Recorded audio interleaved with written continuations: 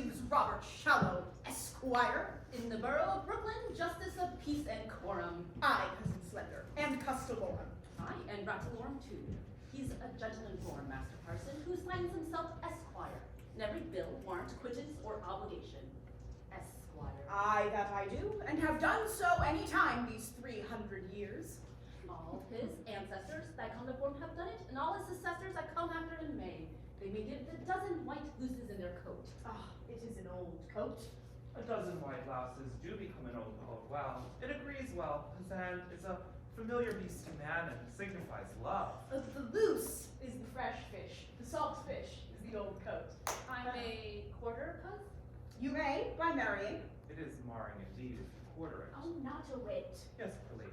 If you have a quarter of the coat, then that's but 3 skirts for yourself, in my simple conjecture, but that is all one. Mr. John Falstaff hath committed disparagements unto you. I am of the church, and am glad to use my benevolence to make atonements and compromises between you. Ah, the council shall bear it. It is a riot. It is not the council here a riot. There is no fear of God in a riot. The council, look you, shall desire to hear the fear of God, and not hear a riot. Take your vizaments in that. Ah, all my life, if I were young again, a sword should end it. It is better that friends is the sword and end it. And there is another device in my train which pre-adventures bring good discretions. There is Anne Paige, that is daughter to Master Thomas Paige, that is pretty virginity. Mistress Anne Page? She has brown hair and a high voice. Aye, it is that woman for all the world, and is just as you would desire. There is 700 pounds of money and gold and silver, that her grandsire, upon his deathbed, God grant joyful resurrections, give when she's able to overtake 17 years of age.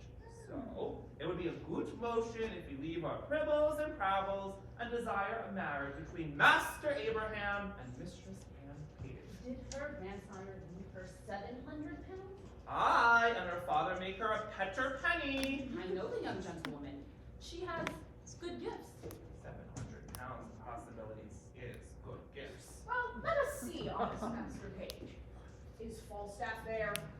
Shall I tell you a lie? I do despise a liar as much as I despise one that is false, and despise one that is not true. Yes, the knight Sir John is there, and I beseech you, be ruled by your well-willers. I will peep the door for Master Page.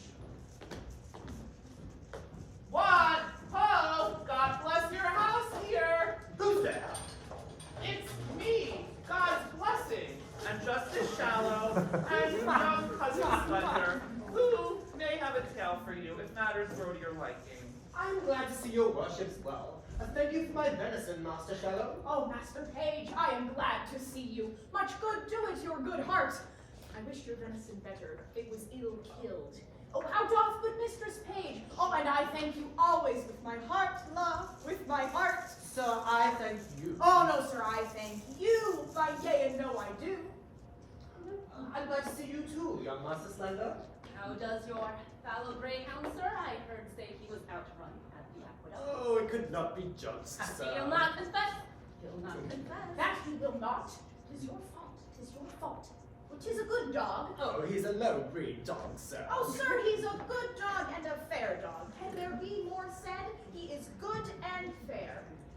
Is Sir John Falstaff here? Oh, sir, he is within, and I wish I could do something helpful to mediate between you. He hath wronged me, Master Page. So he doth in some sort confess it. Oh, if it be confessed, it is not redressed. Is that not so, Master Page? He hath wronged me, at a word, he hath. Believe me when I say Robert Shallow, Esquire, hath been wronged. Oh, here comes Sir John now. Master Shallow, you'll complain of me to the king. Knight, you have beaten my men, killed my deer, and broke open my lodge. Kiss your keeper's daughter. Tut! A pin! This shall be answered. I will answer it straight. I have done all this. There, that is now answered. The council shall know this. Or better for you, if it were not in council, you'll be laughed at. Passa verber, John, gut words. Good works.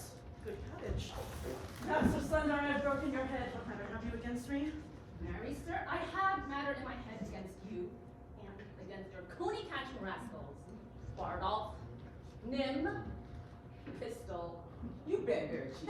Ugh, it is no matter. Oh, now make a stop. Aye, it is no matter. Slice, I say. Pauka, pauka, slice. That's my humor. Where's Sybil, my servant? Do you know? Pistol! He hears with ears. Oh, the devil in his hand. What phrase is this? He hears with ears. So pretentious. Pistol, did you pick Mr. Slender's purse? I buy these gloves, did he? Or I might never come to my own great cheaper again. No, it is Stole true. 7 four-penny coins, 2 shillings that cost me 2 shillings and 2 pence apiece. I swear by these gloves. Is this true, Pistol? No, it is not true. Because he is a pick purse. A mountain foreigner. Sir John and Mastermind, a combat challenge of this Latin bilbo. A word of denial, now laboratory. A word of denial, prophet scum. Now liars. Buy these gloves then, 'twas he. Be advised, sir, and pass good humors. I will say merry trap to you and run the nothing's humor on me, and that is the very note of it. Buy this hat then. He in the red face had it. I cannot remember what I did when you made me drunk. I am not altogether an ass. What say you, Scarlet and John? Why, sir, for my part, I say the gentleman have drunk himself on his 5 sentences. Why, so ignorant! It's 5 senses! Well, I'm being fat, sir, as they say cashier, and so conclusions pass their careers. Speak in Latin then too, but 'tis no matter. I'll never be drunk again whilst I live for this trick, but in honest, civil, godly company. If I be drunk, I'll be drunk with those that have the fear of God, and not with drunken knaves. You hear these matters tonight, gentlemen. You hear it. Oh, and no. Take the wine within, we'll drink within. Oh, heaven. Mr. Sandwich. Mistress Ford, you are very well met. By your leave, good mistress. Wife, bid these gentlemen welcome. Come, gentlemen, we have a hot venison pasty for dinner. Come, I hope we can drink down all this unkindness. Come on. I have rather than 40 shillings. I have my book of songs and sonnets here. How now, Sybil? Where have you been? I must wait on myself, must I? You have not a book of riddles about you, have you? Book of riddles. Did you not lend it to Alice Shortcake? All Halloween last, a fortnight before Michaelmas. Come, cuz, we stay for you. A word with you, cuz. Marry this, cuz. There is, as it were, a kind of tender made afar off by Sir Hugh here. Do you understand me? Aye, sir, you shall find me reasonable. If it be so, I shall do that. That is reason. Hey, but understand me. So I do, sir. No, we must know what is in your lips and in your mouth, because divers philosophers hold that the lips is parcel to the mouth. Therefore, the question is concerning your marriage. Aye, there's the point, sir. The point of it, indeed, precisely, this is concerning your marriage to Mistress Anne Paige. Well, if it be so, I'll marry her upon any reasonable demands. Nay, you must answer in the positible. Can you bring your affections to the omen? Cousin Abraham Slender, can you love her? I hope, sir, I would do as it shall become one that would do reason. Nay, but conceive me, sweet cuz. What we do is to pleasure you, sweet cuz. Can you love the maid? I will marry her at your request. But if there be no great love in the beginning, then heaven may decrease it upon greater acquaintance, when we are married and have more occasion to know one another. I hope upon more familiarity will grow more contempt. But if you say, marry her, I will marry her. That I am dissolved and dissolute thee. Well, it's the fairy discretion answer. Save for the fall in the ort resolutely. No, save for the fall in your ort resolutely. The ort, according to our meaning, is resolutely. His meaning is good. I think my cousin meant well. Aye, or else I might be hanged. Oh, here comes fair Mistress Anne. Ah, would I were young again for your sake, fair Mistress Anne. The dinner's on the table, and my father desires your worship's company. I will wait on him, fair Mistress Anne. Oh, odds bless will, I shall not be late at the grace.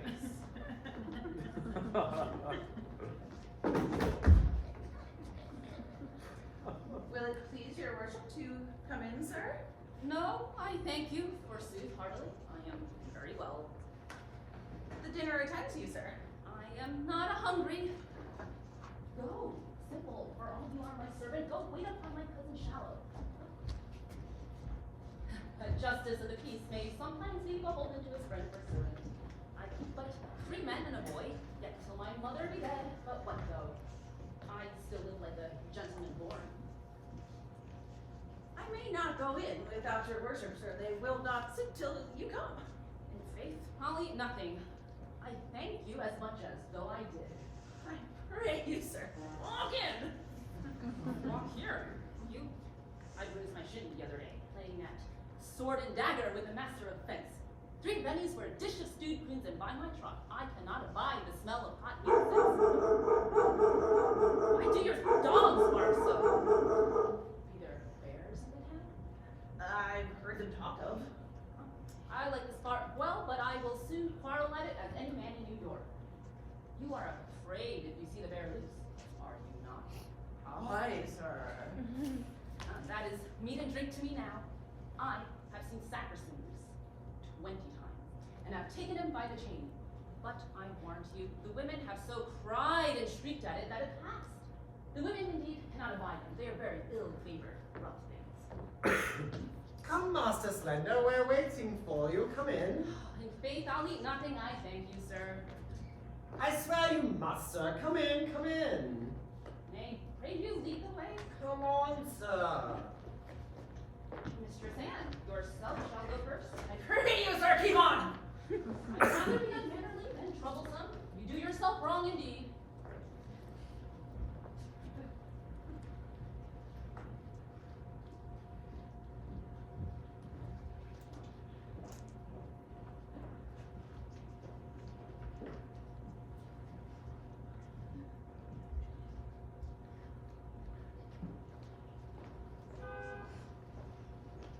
Go your ways, and of Master Caius's house ask which is the way, because there dwells one Mistress Quickly, who is in the manner of his nurse, or dry nurse, or cook, or laundry, or ringer.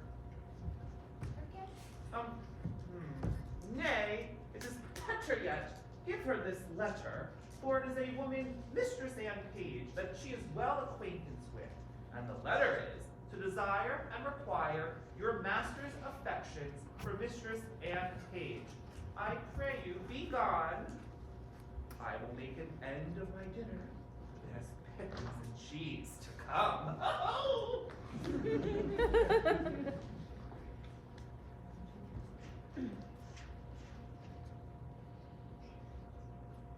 Mine host of the plaza! Oh, what says the Yes. Holy Rock? Speak scholarly and wisely. Amazing. Truly, my host. I must turn away some of my followers. Oh, discard them, your handsome Hercules. Cashier, let them wag trot. I sit at 10 pounds a week. Thou art an emperor, Caesar, Keezer, and Feezer. Now I will hire. Oh, forsooth I have made my decision. Oh, I will hire Bartle. He shall tap and draw at the bar. Will it do well, my Hercules? Do so, my good mine host. I have spoke, let him follow. Let me see the froth and lime. I am at a word, follow. Arnulf. Oh, them. A tapster is a good trade. An old coach makes a new jerkin. A withered serving man a fresh tapster. Go. Adieu. so is desired. I will thrive. A base Hungarian white will thou the spigot wield. He has gotten in drink. Is not the humor conceited? I'm glad I'm so acquit of this tinderbox. His thefts were too open. His filching was like an unskillful singer. He kept not time. Well, the good humor is to steal at a minute's rest. Thus convey the wise it call. Steal, vital for the phrase. Well, sirs, I'm almost out of keels. Will then like hides ensue. There is no remedy. I must coney catch. I must shift. Young ravens must have food. Which of you know Ford of this town? Heck in the way. He is of substance good. Well, I will tell you what I'm about. 2 yards and more. Indeed, I am in the ass, 2 yards about, pistol, no quips. But now I am about no waste. I'm about thrift.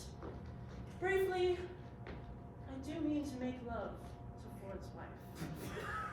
I supply entertainment in her. She discourses, she carves, she gives the leer of invitation. I can construe the familiar action of her style. The hardest voice of her behavior says, I am Sir John Falstaff's. You have studied her will and translated her will out of honesty into English. The report goes that she has all the rule of her husband's wallet. He hath a legion of angels. Many devils have entertained to her voice, say I. I have written me here a letter to her, and here another to Paige's wife, who even now gave me the good eyes too. Looked over my exteriors with such judicious oyans. Sometimes the beam of her view gilded my foot, and sometimes my portly ass. Then did the sun on Damien shine. I thank thee for that humor. She did so course on my exteriors with such grating intention that the appetite of her view did scorch me up like a burning glass. Here is another letter to her. She bears the purse too. She is a regent in Guyana, all gold and bounty. I will be cheater to them both, and they will be exchequers to me. They will be my East and West Indies, and I will trade to them both. Bear not this letter to Mistress Ford, and this to Mistress Paige. We will thrive, gentlemen, we will thrive. Shall I Sir Pandarus of Troy become, and by my side wear steel? Lucifer take Alden. Take the humored letter. I will say behavior of reputation. Hold, Sirrah! Bear you these letters tightly. Sail like my pinnace to these golden shores, rogues and savants. Vanish like hailstones. Go! Trudge, plod away over the hoof. Seek shelter. Pack. Falstaff will know the humor of the age. French thrift, you rogues, myself, and skirted Paige. Let vultures gripe like guts. For Gordon Fulham holds in high and low, beguile the rich and poor. Tester, I shall have his pouch when thou shalt laugh. He's Phrygian Turk. I have operations which be humors of revenge. Wilt thou revenge? By welcome and stop. By wit or by steel? Both. I will discuss the humor of his love to Paige. And I to Ford shall eke unfold how Falstaff, varlet vile, his dove will prove, his gold will hold, and his soft couch defile. My anger will not cool. I will incense the humor of I will incense Paige to deal with the poison. I will provoke him with yellowness, for the wrath of mine is dangerous. And that is my true humor. Oh, thou art the Mars of malcontents. Second thee I troop on.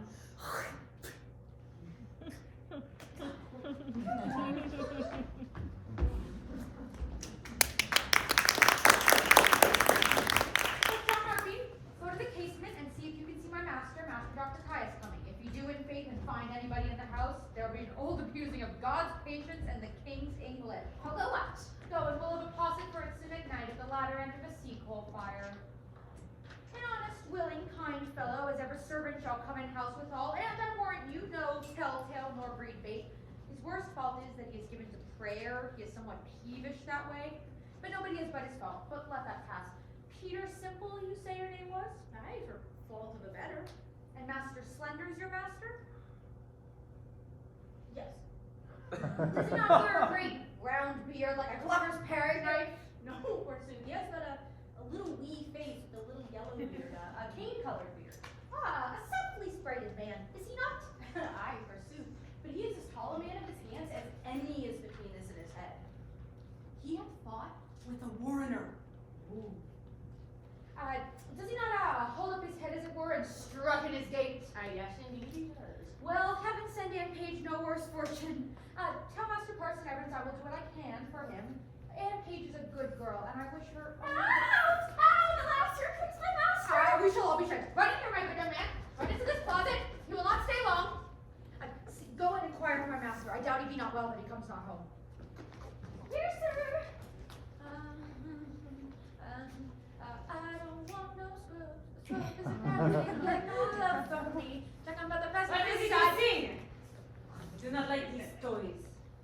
Pray you go in my closet and fetch me whatever.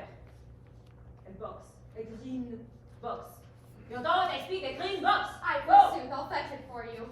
I am glad he went not in himself. If he had found the young man, he would have been horn mad. Oui, ma foi. Je suis fort chaude. Je m'en vais à la cour. La grande affaire. Is it this, sir? Oui. Mets-le dans mon pocket. Dépêche-toi, quickly. What is that name, Rugby? John Rugby! You are John Rugby and you are Jack Rugby. Come after my kids to the room. Fetch your rapier. 'Tis ready, sir, here in the porch. I may throw that tarry too long. There is some symbols in my closet I would not for the world I would leave behind. I need he'll find the young man here and be mad. Diable! Who's in my closet? Viens! La robe! Good master, be content. Wherefore shall I be content? This young man is an honest man. Honest man. There is no honest man that shall come in my closet. Be not so phlegmatic, I pray you. Hear the truth of it. He came of an errand to me from Parson Hugh. Well, I forsooth to desire this. Peace, I pray you. peace your tongue, you speak your tale. To desire this honest gentleman, your maid, to speak a good word to Mistress Anne Page for my master. Ça plus salut you. Ah, on B, buy me some papier. You carry you a little while. I am glad he is so quiet. If he had been thoroughly moved, you would have heard him so loud and so melancholy. But notwithstanding, I'll do your master what good I can. The very gay in the know of it is the French doctor, my master, and I may call him my master, look you, for I keep his house, and I scour, wash, ring, brew, bake, keep the beds, and do all myself. It's a great charge to come under one body's hand. Are you avised to that? You shall find it a great charge, and to be up early and down late, but notwithstanding, the long and the short of it is, the French doctor is in love with Mistress Anne Page, but I know Anne's mind, and that's neither here nor there, I promise.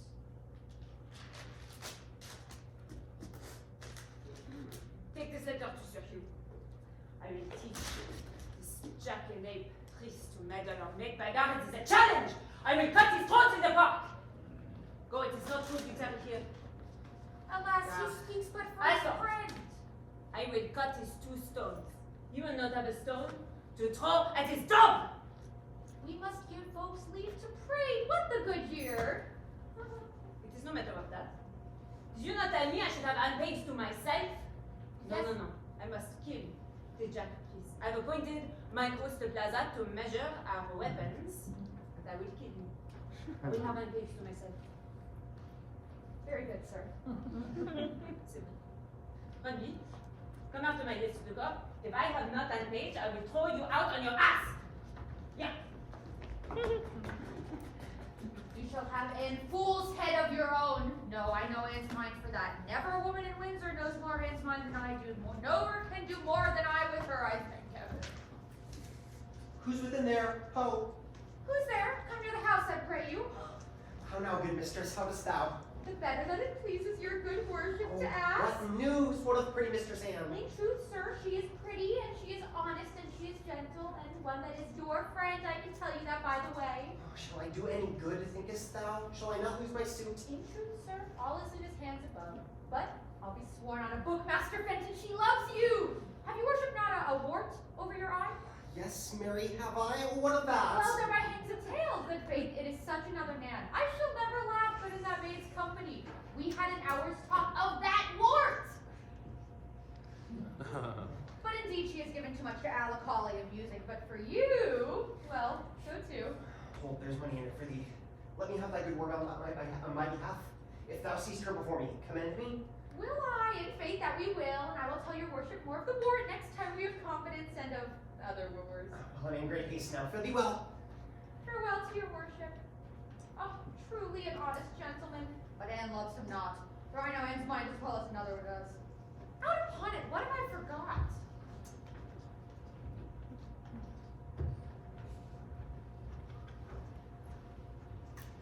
What, have I escaped the love letters in the holiday time of my beauty, and am I now subject to them? Let me see.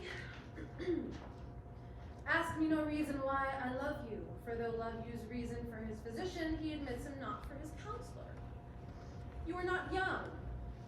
No more am I. Go to then, there's sympathy. You are merry, and so am I. Ha ha, then there's more sympathy. You love sack, and so do I. Would you desire better sympathy? Let it suffice thee, Mistress Paige, at the least if the love of soldier can suffice, that I love thee. I will not say pity me, 'tis not a soldier-like phrase, but I say love me. By me, thine own true knight, by day or night, or any kind of like, with all his might for thee to fight. John Falstaff? What a ranting villain is this? Oh, wicked world, one that is well nigh worn to pieces with age to show himself a young gallant? I have not spoken to him thrice. What should I say to him? I wasn't frugal of my mirth. Oh, heaven forgive me. I will exhibit a bill in the parliament for the putting down of men. How shall I be revenged on him? For revenge, I will be as sure as his guts are made of puddings. Mistress Paige, press me, I was going to your house. Me, I was coming to you.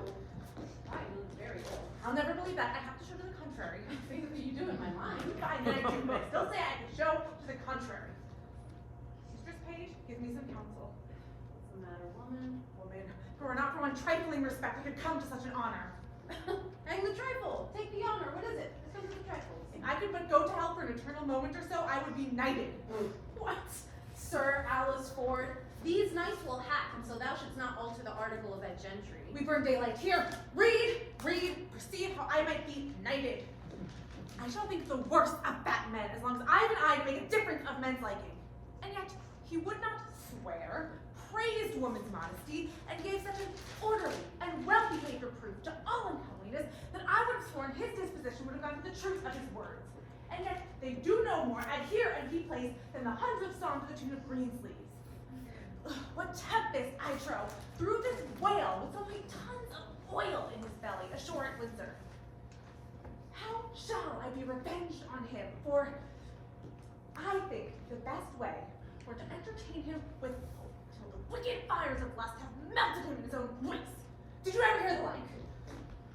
Letter for letter, but that the name of Paige and Ford differs. Here, to thy great comfort of mystery of ill opinions, here is the twin brother of thy letter. But let thine inherit first, for I protest mine never shall. I warranty 1,000 of these letters, written with blank space for different names. Sure more, and these are of the second edition. He will print them, out of doubt, for he cares not what he puts into the press, and he would put us to. I would rather be a giantess and lion or Mount Pelion. I will find you 20 lascivious turtles or one chaste man. This is the very same. The very hand. The very words. What did he think of us? Nay, I know not. It makes me almost ready to wrangle with mine own honesty. I'll entertain myself like one that I am not acquainted withal, for if he knew of some strain within me that I know not of, he never would have boarded me in his fury. Boarding, call you it. I'll be sure to keep him above deck. Well, so will I. If he come under my hatches, I'll never to see again. Let's be revenged on him. Let's appoint him a meeting. Give him a show of comfort, lead him on in his suit, and then pawn his horses to mine host of the plaza. Nay, I'll consent to act any villainy against him. Ooh. That does not sully the chariness of our honesty. But my husband saw this letter. It would give eternal food to his jealousy. Oh, look where he comes. He's a good man too. Now he is as far from jealousy as I am from giving him cause, and that I hope is an unmeasurable distance. You are the happier woman. Come, let us consult together against this greasy night. Woo!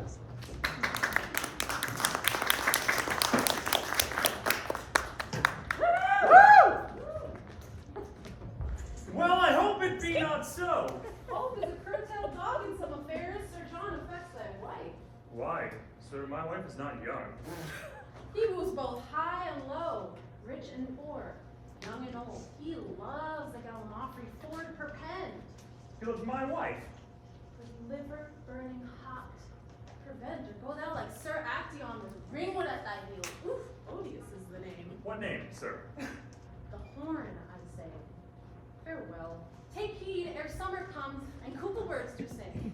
Away, Sir Corporal Nim, believe it, Paige, he speaks sense. I will be patient. I will find out this. And, 'tis true.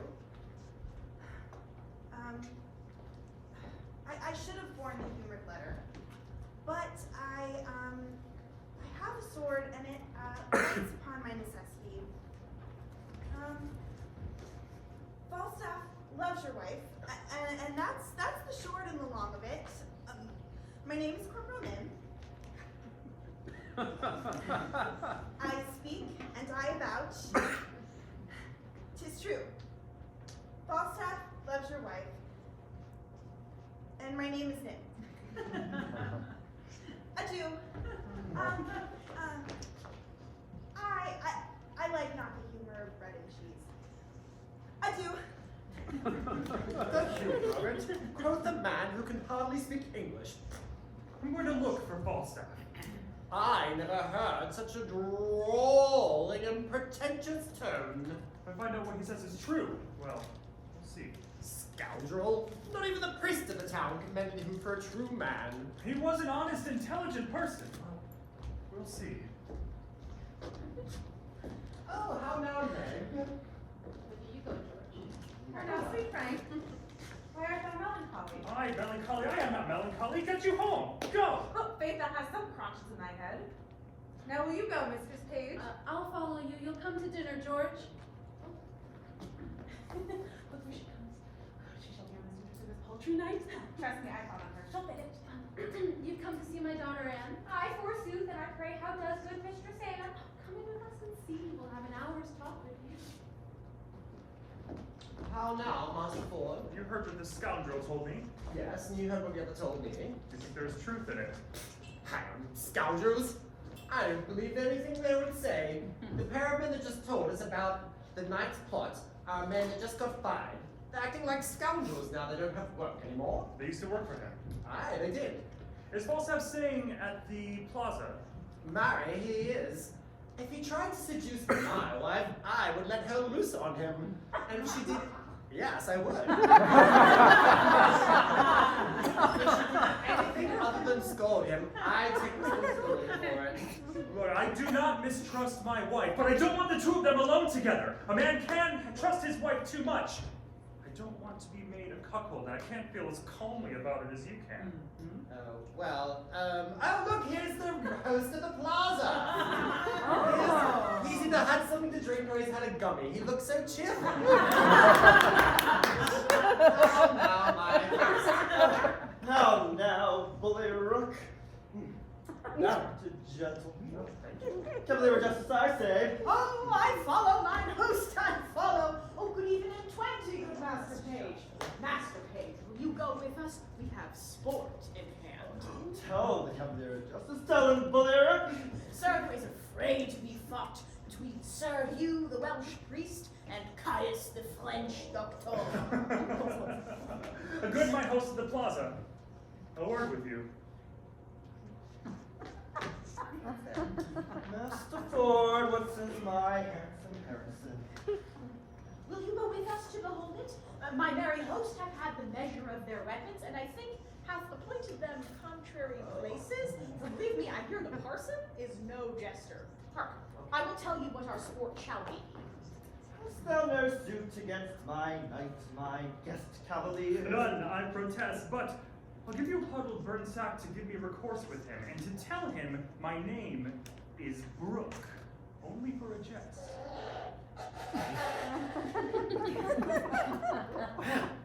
My hand, bully rook.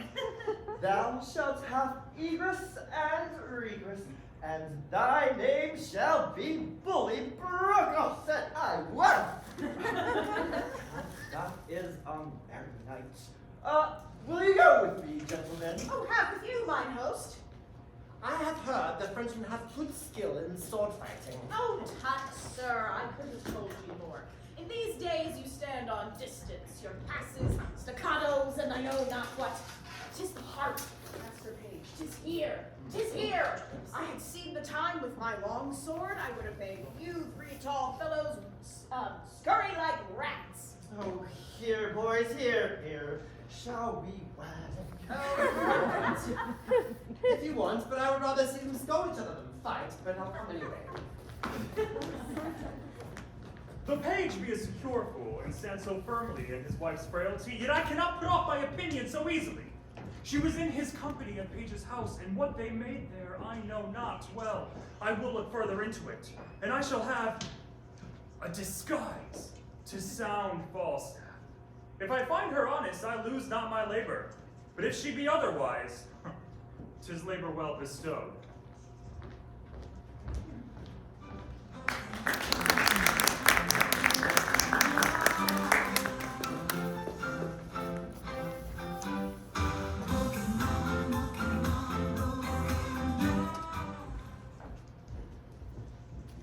I will not lend thee a penny.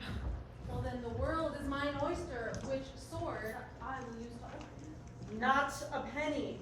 I have been content, sir, that you should carry on my countenance. I have graded upon good friends for 3 reprieves for you and your coach fellow Nim, or else you would have looked through the grates like a gemini of baboons. I should be damned in hell for asking good men, gentlemen, that you and Nim were good gentlemen, tall fellows, good soldiers. And when Mistress Bridget complained that she had lost the handle to her fan, I took it upon mine honor thou hadst it not. Didst thou not share? Hadst thou not 15 pence? Reason, rogue, reason, thinkest thou I would endanger my soul gratis? At a word, hang about me no more, I'm no gibbet for you. Go, short knife and throng, go! You won't bear a letter for me. You stand upon my honor? Well, it is as much as I can do to keep the terms of my honor precise. I myself sometimes have to leave the fear of God in the left hand, and in hiding mine honor must shuffle and hedge and lurch, and yet you rogue, will ensconce your rags, your catamount looks, your red lattice phrases, and your bold beating oaths under the shelter of your honor? You will not do it, you. Fine, and do relent. More what's thou want of a man. Sir, here's a woman who would speak with you. Let her approach. Give your worship good morrow. Good morrow, good wife. Not so, and it please your worship. Good maid, then. I'll be sworn as my mother was the first hour I was born. I do believe the swearer went with me. Shall I vouchsafe your worship a word or two? 2,000, good woman, and I'll vouchsafe the hearing. There is one Mistress Ford, sir. I pray thee, come a little nearer this ways. Mistress Ford, you say? I pray thee, come nearer this ways. I myself dwell with Master Dr. Caius. Well on. Mistress Ford, you say? She's a good creature. Lord, your worship's a wanton. Well, heaven forgive you and all of us, I pray. Mistress Ford! Come, Mistress Ford! Mary, this is the short and the long of it. You have brought her to such a canaries as 'tis wonderful. The best courtier of them all when the court lay at Windsor could never have brought her to such a canary. Yet there have been knights and lords and gentlemen with their coaches, coach after coach, letter after letter, gift after gift, smelling so sweetly, all musk, and so rushling, I warrant you, in silver and gold, and in such a legion terms, and the best and the fairest, and the wine and the sugar, and they could not much as sip on a cup with her. I myself had 20 angels given to me this morning, but I defy all angels in the way of honesty. And yet there have been earls, and they which is more, pensioners, and they could never get an eye wink of her. But what says she to me? Speak briefly, my good she Mercury, please. Mary, she hath received your letter, which she thanks you 1,000 times for it, and she gives you leave to know that her husband will be absent from home between 10 and 11. 10 and 11, sayest thou? Yes, and then you may come and see the picture you want of. Master Ford, her husband, will be from home. She lives a very ill life with him. He's a very jealousy man. She lives a very friendful life with him, good heart. Well, commend me to her. I will not fail her. Why, you say well, but I have another messenger to your worship. Mistress Paige hath her hearty commendations to you as well. And let me tell you in your ear, she's as virtuous as a civil, modest wife that will not miss you morning nor evening prayer as any other in Windsor. I never knew a woman so dote upon a man. Surely I think you have charms lie, yes, in truth. Not I assure thee. Setting the attractive parts aside, I have no other charms. I pray thee, tell me this. Have Mistress Ford and Mistress Paige acquainted each other with how they love me? That were a jest indeed. They have not so little grace. I hope that were a trick indeed. But Mistress Paige desires you to send your little page of all loves. Her husband has a marvelous affection for the little page, and truly Master Paige is an honest man. Never a woman in Windsor leads a better life than she does.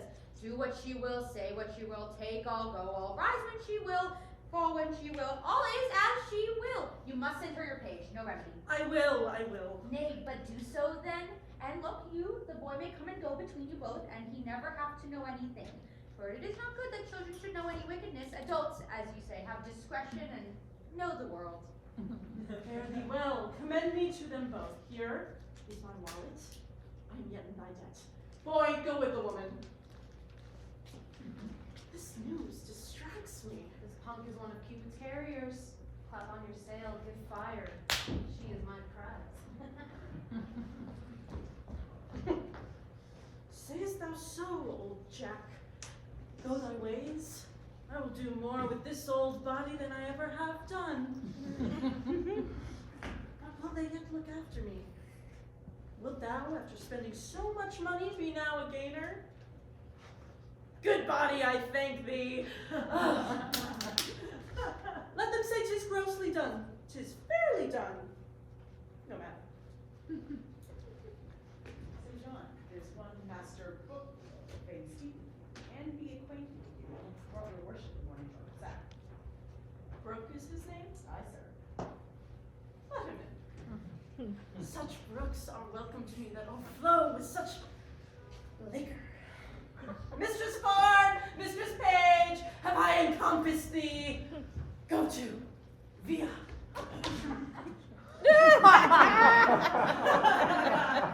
Bless you, sir. And you, sir, you'd speak with me. I make bold to press with so little preparation upon you. You're welcome. What is your will? Give us leave, George. Sir, I am a gentleman that hath spent much. My name is Brooke. Master Brooke, I do desire more acquaintance of you. Good Sir John, I sue for yours, not to charge you, for I must let you understand that I find myself in better plight for a lender than you, the which hath emboldened me something to this unseasoned intrusion. For they say, if money go before, all ways do lie open. Money is a good soldier and will on. Troth! I have a bag of money here, troubles me. If you will help Sir John take all or half for easing me of the carriage. I know not how I desire to be your porter. I will tell you, sir, if you will give me the hearing. Speak, Master Brooke, I am glad to be your servant. Good Sir John, I hear you are a scholar. I will be brief with you. You are a man that has been long known to me, though I had not means as desired to make myself acquainted with you. Good Sir John, I shall discover a thing upon you wherein I very must lie open mine own imperfection, but as you have one eye on my follies, as I unfold them to you, turn another into the register of your own, that I may pass with reproof the easier, sith you yourself know how easy it is to be such an offender. Very well. Proceed.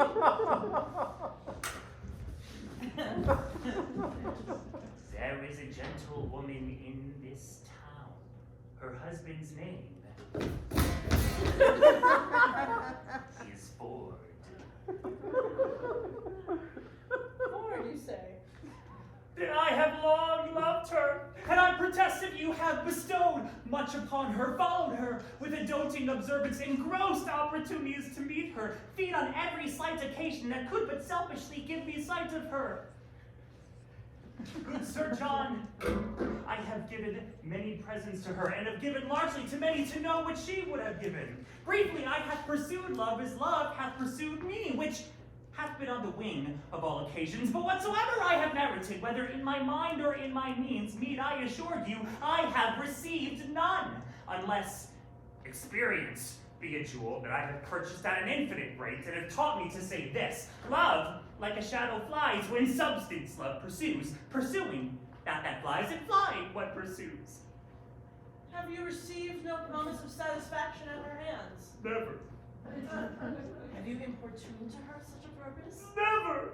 Then of what quality was your love then? Like a fair man's house built on another man's ground, such that I had lost the edifice by mistaking the place where I erected it.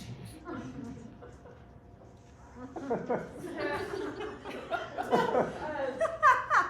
what purpose have you unfolded this to me? Sir, when I tell you this, I have told you all. Though some say that she appear honest to me, yet in other places she enlarges her mirth so far that there is shrewd construction made of her. Now, good Sir John, here is the heart of my purpose. You are a man of excellent breeding, of admirable discourse, of great admittance, authentic in your place and person, and generally allowed for your warlike, court-like, and learned preparation. Oh, sir. Believe it, Sir John, for you know it. There is money. Spend it, spend more, spend all I have, only give you so much of your time as to lay an amiable siege to the honesty of this for's wife. Use your art of wooing, win her to consent to you, for if any man may, you may as soon as any. Would it apply well to the vehemency of our attraction that I would win that you would enjoy? Methinks you prescribe yourself preposterously. Well, understand my drift. She dwells so securely on the excellency of her honor that the folly of my soul dares not present itself. She is too bright to be looked against. Now, could I come to her with any detection in my hand, my desires had not instance in argument to commend themselves. I could drive her then from the ward of her purity, her reputation, her marriage vow, and 1,000 other defenses that are too strongly embattled against me. What say you to it, Sir John? Well, first, I will make bold with your money. Second, give me your hand.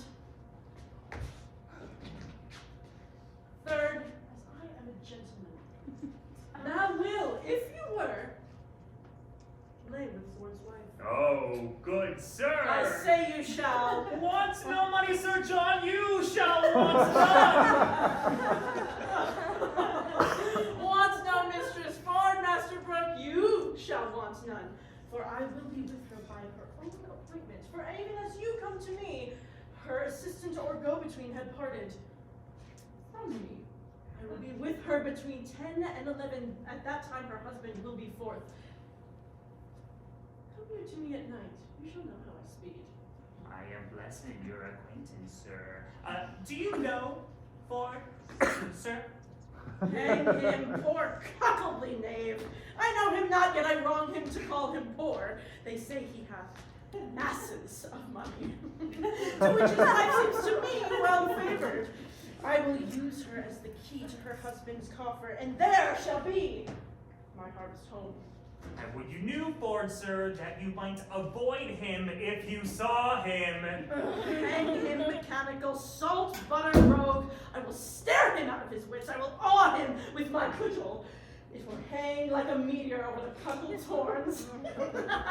You shall know how I speed, Master Brooke, and you shall lay with Ford's wife. You shall know him for a knave and a cuckold. Master Brooke,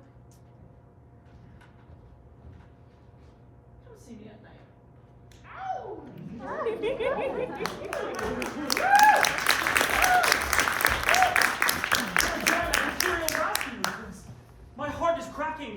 patience. This is impoverished jealousy? Would any man have known this, to have such a false woman as a wife? These terms, these names, cuckold, wittol, cuckold, why the devil himself hath not such names. I shall rather trust an Irishman with my whiskey than trust my wife. I shall laugh at Paige. I shall seek revenge on Falstaff. 11 o'clock is the hour. I shall rather be 3 hours early than 10 minutes late. Fine, fine, fine. Cuckold, cuckold, cuckold. I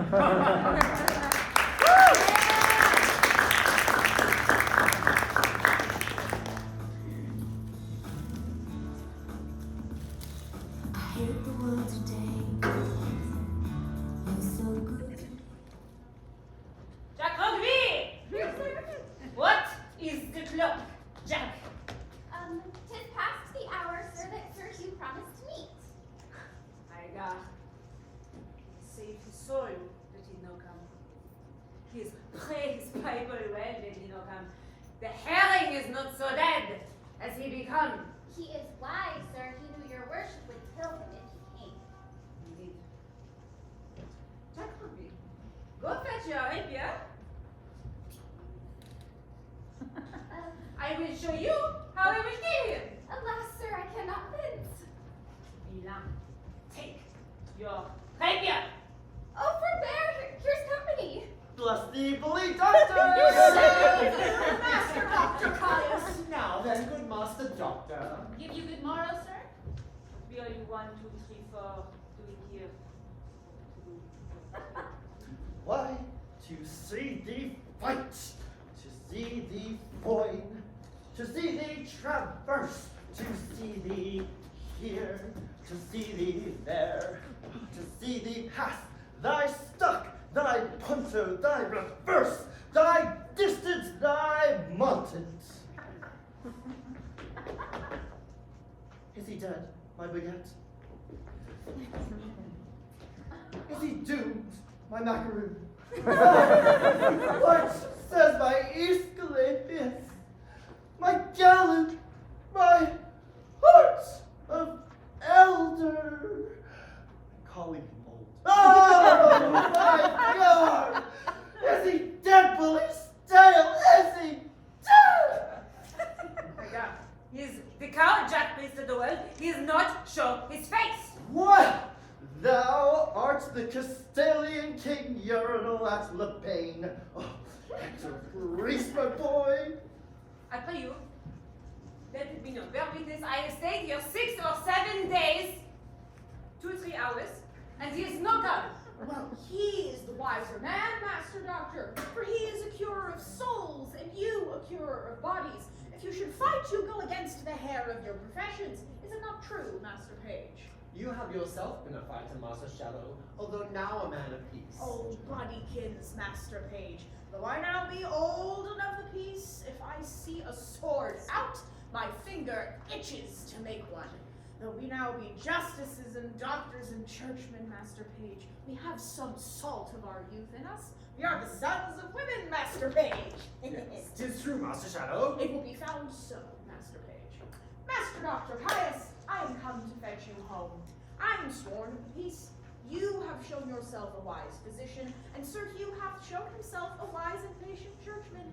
You must go with me, Master Doctor. Pardon, yes, Justice.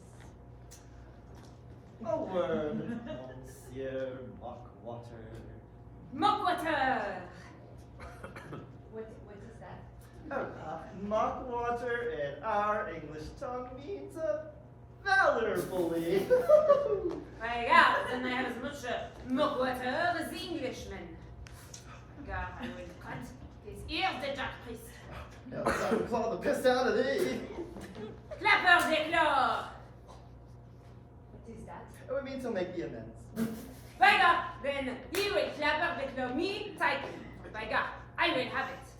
And I will provoke him to it, or let him wag. Thank you for that. And moreover, bully, first, Master, yes, Justice, Master Paige, and each Cavalier Thunder go across the bridge to Brooklyn Heights. So who is that, is he? He is there. Go see what humor he is in. I will take the doctor about by the promenade. Will it do well? We will do it. Jolly good. Is you the master doctor? Yeah. I will cut Jack his throat, for he speak for a jackanape to Anne Paige. Oh, let him die. Sheathe thy impatience. Throw cold water on thy collar. Go about the promenade with me in Brooklyn Heights. I will bring thee to their mistress, and Paige is there in a brownstone of feasting, and thou shalt woo her. Cried I, aim, said I, well. My God, I thank you for that. My God, I love you. I will bring to her, the ladies, the knights, my patience. I will bring you my patience. And to which I will be thy adversary towards Mistress Anne Paige. Said I, well. Oui, this good, well said. Oh. Well, let us whack then. Come after my ears, Jacoby. Oh, I hear they have girl. By God.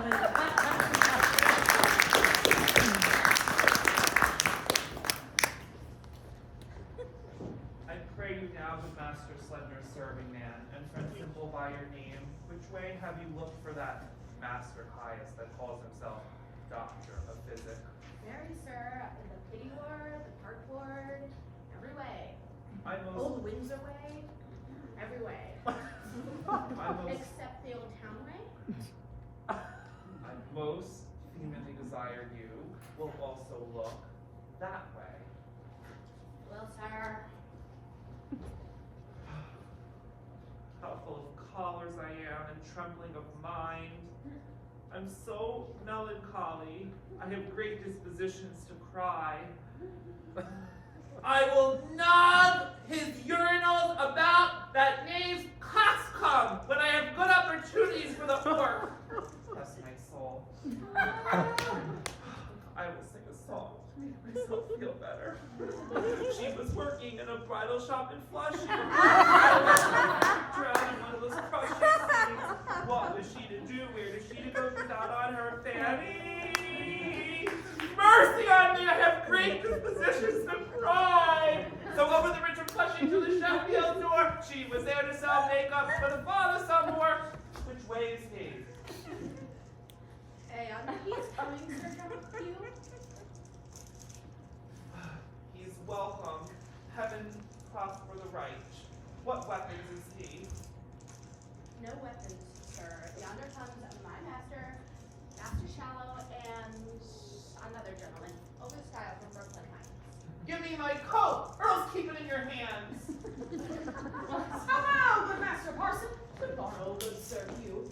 Keep a gamester from the dice and a good student from his book, and it is wonderful. Ah, sweet Anne Paige. God bless you, sir Hugh. Thank you. You know, are you wondering why I'm wearing what I'm wearing? Yes, what indeed? The sword and the word? Well, do you study them both, Master Parson? Yes, I do.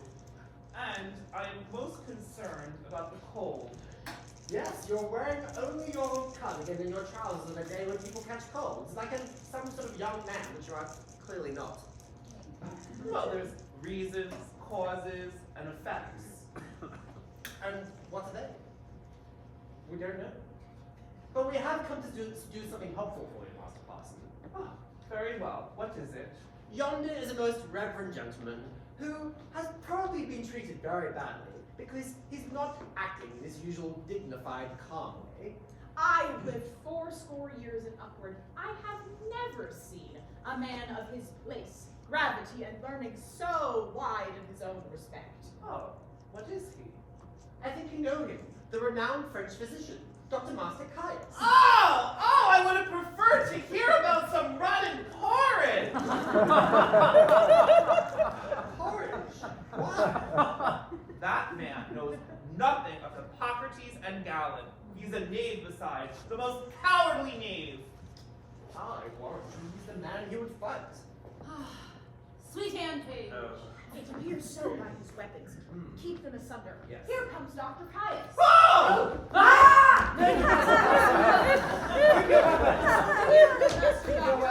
So I'm dead, and that's that question. Let them not fight with swords, but with words. Hey, let me speak a word in your ear. Wherefore will you not submit to me? Pray you, use your patience. Good time. I desire you in friendship, and I will one way or another make amends. I will use your urinals to knock your coxcomb for missing your meetings out of appointments! I am an coward jack waste of the world! Why were you not at the plaza? Jack Rugby, my name is the Plaza. Is it not true? Did I say for 2 or 3 hours at the place that I did appoint? Oui, oui. Diable! As I am a Christian soul, sorry, Michelle, this is a place appointed. I will stand in judgment of my host of the plaza. Peace, I say, French and Welsh, Devereaux and Zabornak, body curer and soul curer. This is very good. Excellent. Peace, I say. Hereby, host of the plaza, am I politic? Am I son? Am I a Machiavel? Shall I lose my No! He gives me the potions and the motions. Oh! Shall I lose my priest, my parson, my Sir Hugh? No!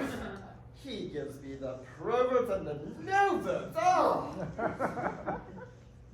Be thy hand, terrestrial, so. Give me thy hand, celestial, so.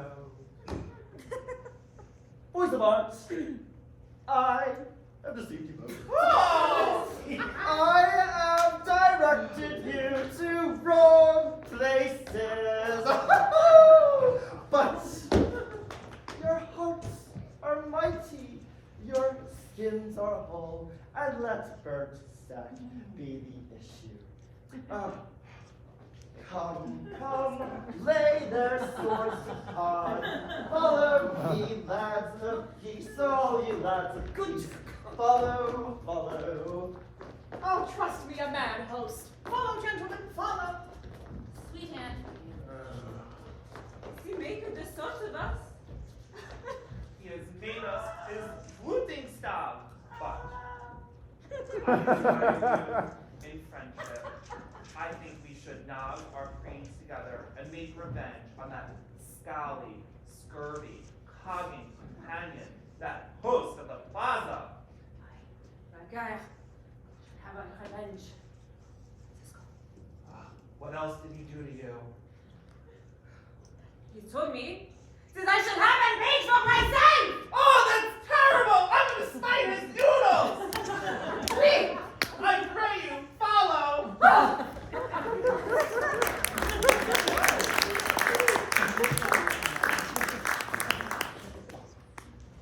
Keep your way, little Gallon. You were wont to be a follower, but now you are a leader. Now, whether had you rather lead mine eyes or I your master's heels? I had rather forsooth go before you like a man than follow him like a dwarf. Oh, you are a flattering boy. You should have been a courtier. Well then, Mistress Paige, whither you go? Truly to see your wife. Is she at home? I and Isabella shouldn't want to hang together for want of company. I think if your husbands were dead, you two would marry. Be sure of that. 2 other husbands. Where had you this pretty weather caught? Oh, I can never tell what the Dickens' name is. My husband had him up. What do you call your knight's name, Cyril? Sir John Falstaff. Sir John Falstaff. He, I can never have it. There is such a league between my good man and he. Truly is your wife at home? Indeed she is. Well, by your leave, sir, I am sick till I see her. Hath Paige any brains? Hath he any eyes? Hath he any thinking? We're sure he's sleepy, hath no use of them. Or this boy will carry a letter 20 miles, easy as a cannon will shoot point blank 12 score. He or she pieces out his wife's inclination. He gives her folly motion and advantage, and now she's going to see my wife and Falstaff's boy with her? A man may hear his shower sing in the wind, and Falstaff's boy with her.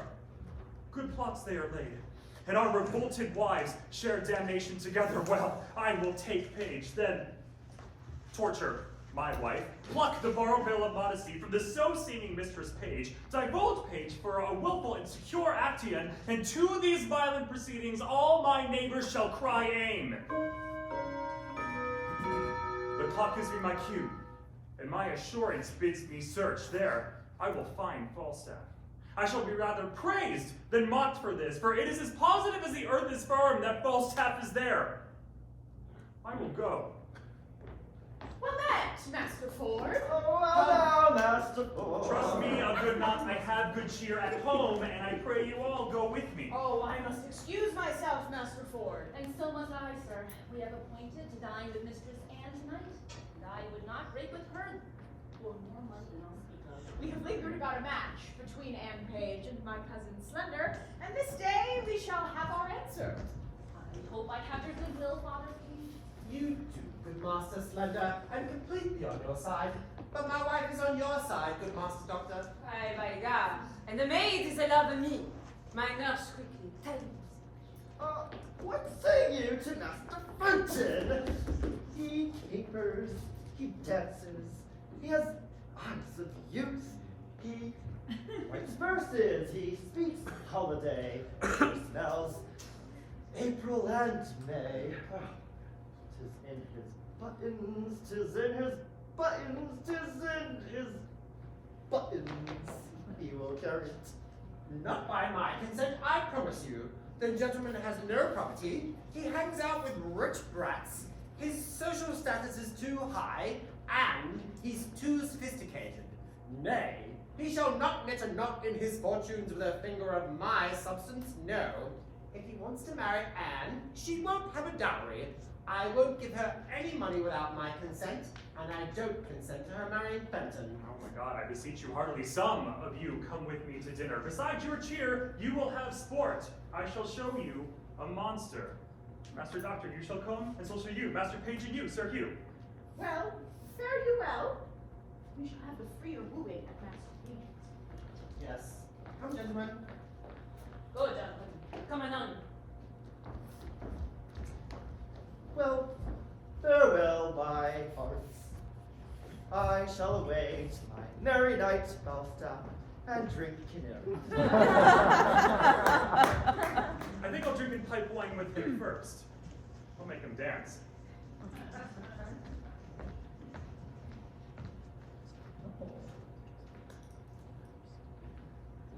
What John? What Robert? Quickly, is the buck basket? I'm warned. What Robert, I say? Come. Here, set it down. Give him in the charge. Mary, as I told you before, John and Robert, be ready here hard by in the brew house, and when I suddenly call you, come forth. And without any pause or staggering, take the basket on your shoulders. That done, trudge with it in all haste and carry it among the whisters in Ducnuigeen, and there empty it in the muddy ditch close by the Hudson side. You will do it? I have told them over and over they lack conviction. Be gone and come when you are called. Oh, here comes little Robin. How now, my little Eyas Musket? What news with you? My master, Sir John, has come at your back door, Mistress Ford, to request your company. Oh, little Jacqueline, have you been true to us? I'll be sworn. My master knows not of your being here, and hath threatened to put me in everlasting liberty if I tell you of it, for he swears he'll turn me away. You are a good boy. The secrecy of thine shall be a tailor to thee, and shall make thee a new doublet and hose. I'll go hide him. Do so. Go tell our master I'm alone. Mistress Paige, remember you, your cue. I warn thee, if I do not act it, hiss me.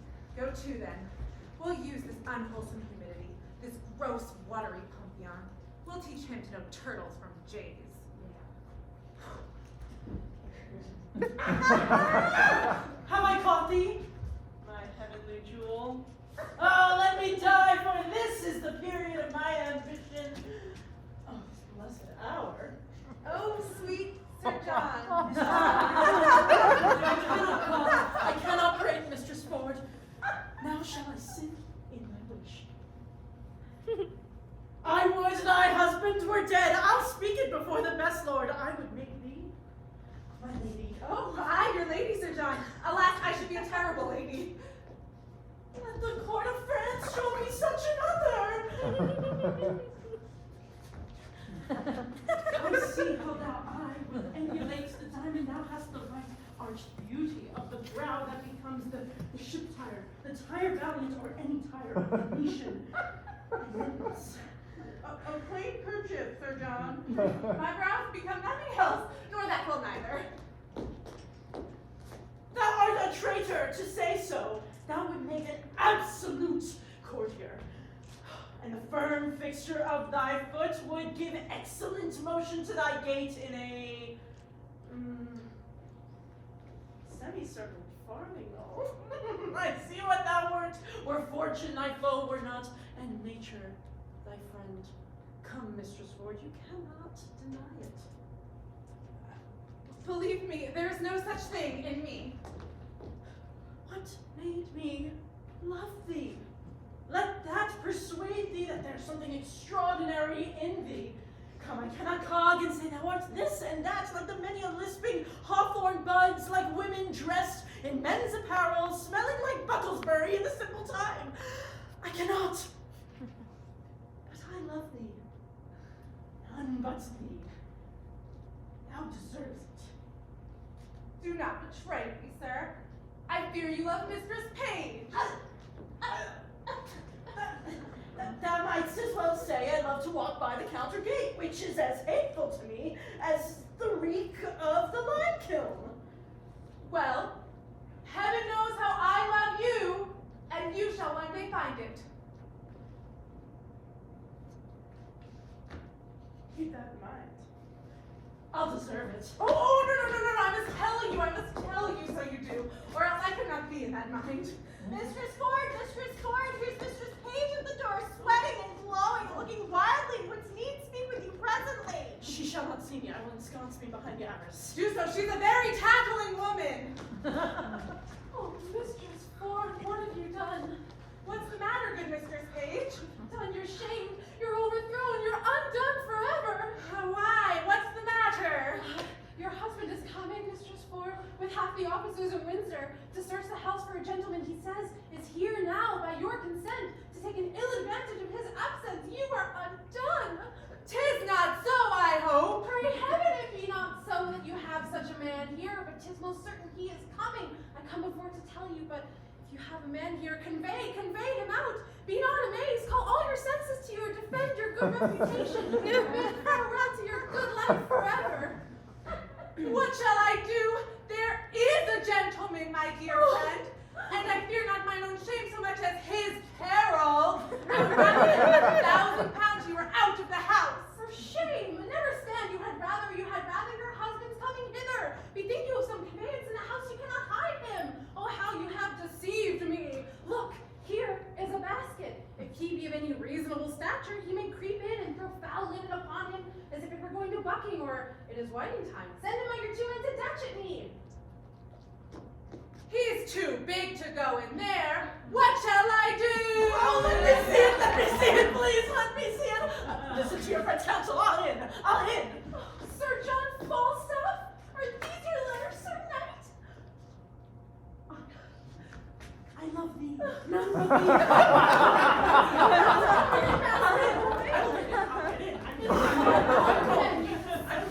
John Robert Dunn! Carry this to the laundress. Quickly. Where's the cowl scout? Carry it to the laundress and dash it. Quickly, come! To the laundress, forsooth! I pray your Premier, if you suspect without cause, why then make sport of me? Then let me be your jest. How now, whither you bear this? To the laundress, forsooth. What have you to do with it, Eric? I would wash myself in the buck, but I'll warn you, but of the season 2 it shall appear. Gentlemen, I have dreamed tonight, and I will tell you my dream. Here be my keys. Ascend into my chambers, search, seek, find out. Our warrant will unkennel this fox. Now, let me stop this way first. So now, uncake! good Master Ford, restrain yourself. You're making yourself look ridiculous. Yeah, true, Master Page of gentlemen. You shall have sport anon. This is Follow very, me, gentlemen. very fantastical and full of humors. It's true. It's not jealous like this in France. It's not the style. No, it's not the style here either, but let's see how this search turns out, shall we? Come, gentlemen. I pray you remembrance tomorrow.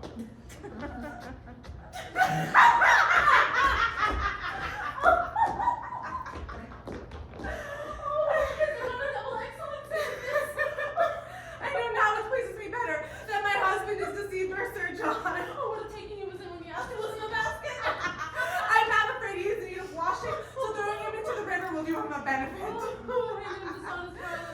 And we're on the same strain, we're in the same distress. I think my husband had some special suspicion of Falstaff being here, for I never saw him so gross in his jealousy till now. I'll lay a plot to try that. We will have yet more tricks to play on Falstaff. His dissolute disease will scarce obey this medicine. Whoa! Shall we send that foolish carry-on mistress quickly to him to excuse his throwing in the water and to give him another hope, to betray him to another punishment? Let's do it. Let's appoint him a meeting tomorrow. I need a plot to make amends. Oh, I cannot find him! Maybe the knave bragged of that and pulled out compass. I do that? You use me well, Master Ford, do you? Aye, I do so. Heaven make you better than your thoughts. Amen. You do yourself mighty wrong, Master Ford. Aye, I must bear it. If there is any putty in this house, or in the presses, or in the coffers, heaven forgive my sins in the day of judgment. My God, no, I too. There is no bodies. Fire, Master Ford, are you not ashamed? What impulse, what devil created this fantasy in your mind? I wouldn't have your deranged temper for all the money on Wall Street. 'Tis my fault, Master Page. I suffer for it. Yes. You suffer from a bad conscience. Your wife is as honorable as a woman as I would desire among 5,000. 500 also. Well, I promise you all a dinner. I pray you all go walk in the park. I pray you pardon me. I will make hereafter known to you why I have done this. Come. Wife. Come. Mistress Page, I pray you, pardon me. Pray heartily. Pardon me. Come, gentlemen, but trust me, we'll mock him. Watch this. I invite you all to my house tomorrow for breakfast. Afterwards, we'll hunt birds together, not people that don't exist.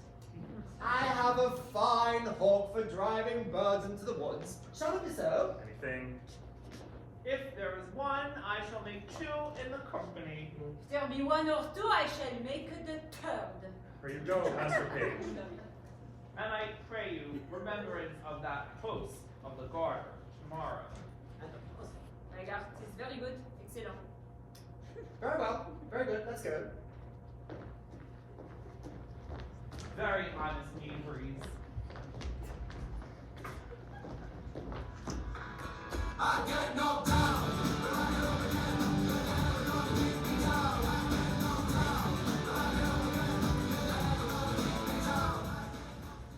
I see I cannot get thy father's love. Therefore, no more turn me to him, sweet man. Alas, how then? Why, thou must be thyself. Thy father doth protest I am too great of birth, that my state being galled by my expense, I seek to heal it only by his wealth. This and other bars he lays before me, my riots past, my wild societies, and tells me 'tis a thing impossible, that I should love thee but as property. Maybe he tells you true? No! Hadn't so speed me in my time to come. Though I confess thy father's wealth was the first motive that he wooed thee in, yet wooing thee I found thee of more value than stamps in gold or sums in sealed bags. 'Tis the very riches of thyself that I know in that. Gentle Master Fenton, yet seek my father's love, still seek it, sir. And if opportunity and humblest suit cannot attain it, why then, hark you hither. Oh, break their talk, mistress, quickly. My kinsman shall speak for himself. I'll speak to her one way or another. 'Tis but venturing. Be not dismayed. Nay, I'm not dismayed. I care not for that, but I am afraid. Pray, my master would like a word with you, Mistress Anne. I come to him. This is my father's choice. What a world of vile, ill-favored folks. I'd rather be boiled to death and with turnips! Master Fenton, how do you pray a word? Oh, she's coming to her cuz. Oh boy, thou hadst a father. I had a father, Mistress Anne. My uncle can tell you good jest of him. I pray you, uncle, tell Mistress Anne the jest. How my father stole 2 geese out of the pen, good uncle. Mistress Anne, my cousin loves you. That I do. As well as I love any woman in Brooklyn. He will maintain you like a gentlewoman. That I will. Come cut or long tail under the degree of a squire. He will make you 150 pounds jointure. Master is shallow. Let him woo for himself.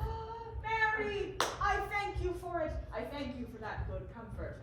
She calls you, cuz. I'll leave you. Now, Master Slender. Now, what is your will? My will? That's a funny thing to say. I haven't made my will yet. I'm not such a sickly creature. I give heaven praise. I mean, Master Slender, what would you with me? Truly, for my own part, I would little or nothing with you. Your father and my uncle have made motions. If it be my luck to marry you, I'll take it. If not, good luck to everyone. They can tell you how things go better than I can. You may ask your father. Look, here he comes. Oh, son Slender, good to see you. Love him, daughter Anne. Why, what is going on here? Master Fenton! What's Master Fenton doing here?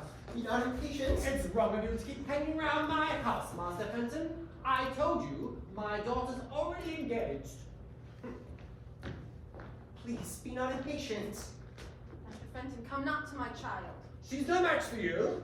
Sir, will you hear me? No, Master Fenton. In knowing my mind, you wronged me.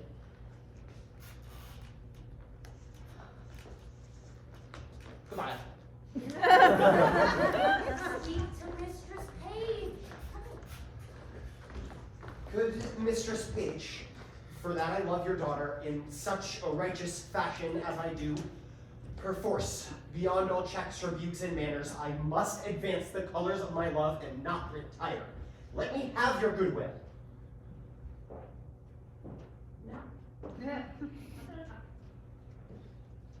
She means a better master. My master, Master Doctor. I don't want to marry either of those fools. I mean to find you a better husband. Trouble not yourself. Master Fenton, I will not be your friend nor your enemy. My daughter will I question how she loves you and how I find her so will I be affected. Now, come on, let's go inside. Your father will be angry. Farewell, good mistress. Farewell, sweet Nan. This is my doing. I said, will you cast away your child on a fool or a physician? No, look on, Master Fenton. This is my doing. I thank thee, and I pray thee, once tonight, give my sweet Nan this ring. And here's the choice. Farewell. Peace be with you, sir. A kind heart he hath. A woman would run through fire and water for such a kind heart. But yet I would my master had Mistress Anne, or I would Master Slender had her, or in sooth I would Master Fenton had her. I'll do what I can for them all three, for so I have promised, and I'll be as good as my word. But speciously for Master Fenton. Oh, I must have to Sir John Falstaff of another errand for my mistresses. What a beast am I to slack it!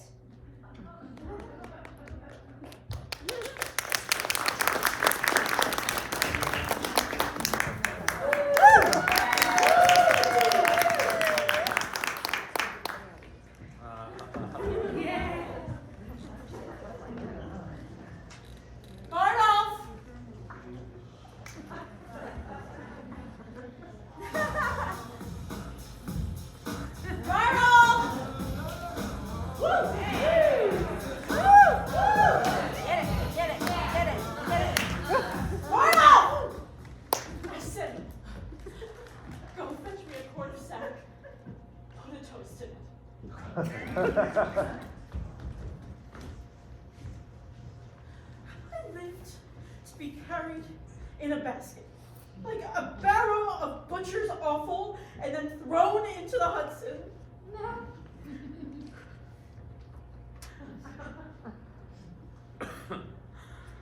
If ever another trick should be put upon me, I'll have my brains taken out and beaten and given to a dog as a New Year's snack. They have slided me into the river with as little remorse as they would have drowned a blind bitch's puppies 15 in the litter.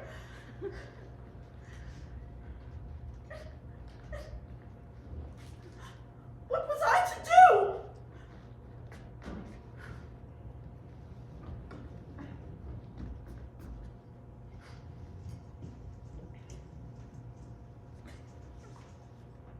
Much quickly is here to see you, Schaffer. Let me pour some in with the Hudson water. My belly is as cool as if I had swallowed snowballs to cool the rains.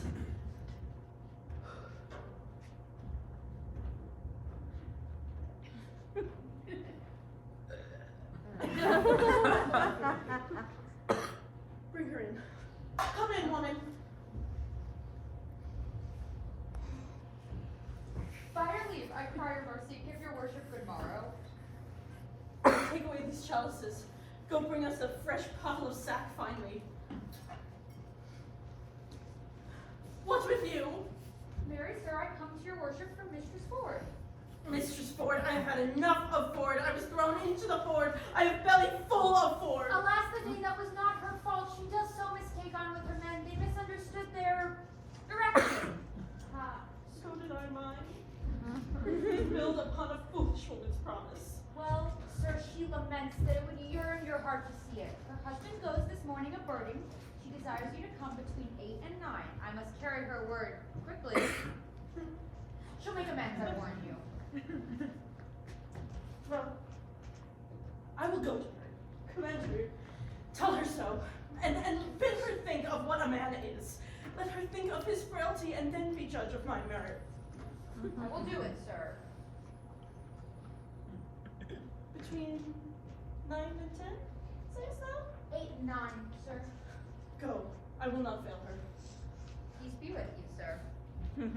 I marvel at your not of Master Brooke. He bid me stay within.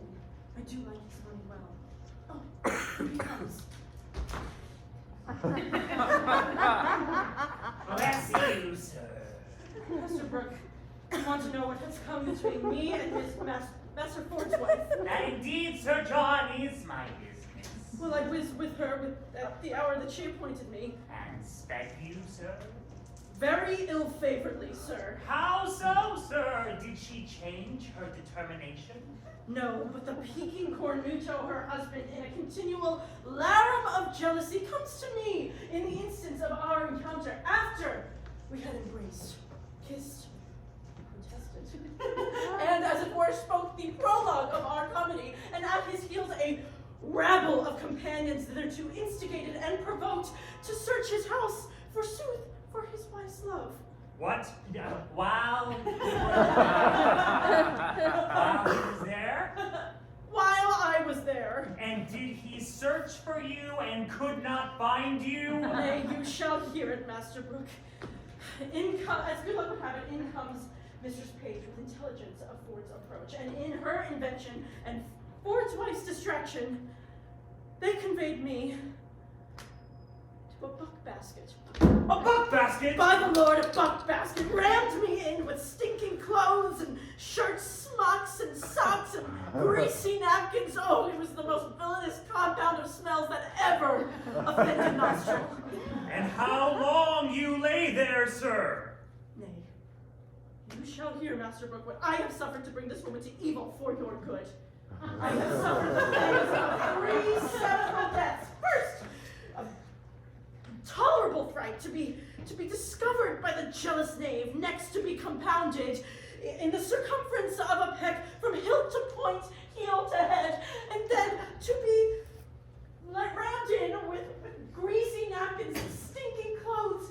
Think of that, a man of my kidney, that I'm as subject to heat as butter. It was a miracle. I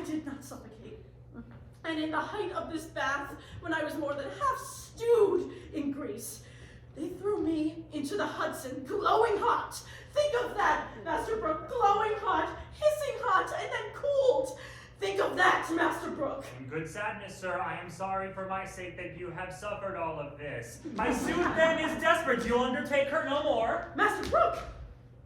I would rather be thrown into Etna ere I leave her thus. This morning her husband has gone a-birding. I will be with her again. Twixt 8 and 9 is the hour. 'Tis past 8 already, sir. Is it? I'll go to my appointment then. Come you to me at night, you shall see how I speed. You shall know him for a knave and a cuckold, and you will have his wife. Master Brooke, you shall cuckold for. Is this a vision? Is this a dream? Do I sleep? Awake! Master Ford, awake! There is a hole made in your best coat, Master Ford! This to be married? This with linen? And buck baskets? Well, I will proclaim myself what I am.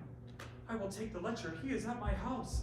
But he cannot escape me. 'Tis impossible he should. He cannot creep into a halfpenny purse nor a pepper box, lest the devil that guides him should aid him. I will search impossible places.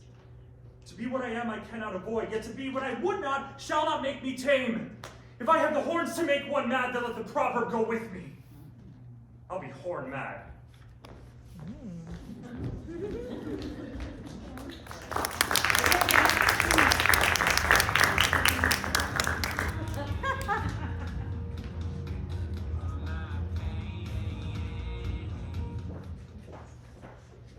Mistress Ford, your sorrow hath eaten up my sufferance.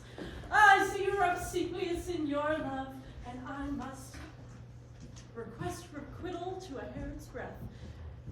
But are you sure that your husband is gone? He's a-birding, sweet Sir John. What ho, Master Ford, what ho? Step into the chamber, Sir John. How now, sweetheart, who's at home besides yourself? Why, none but mine own people. Oh, indeed. No, certainly. Speak louder.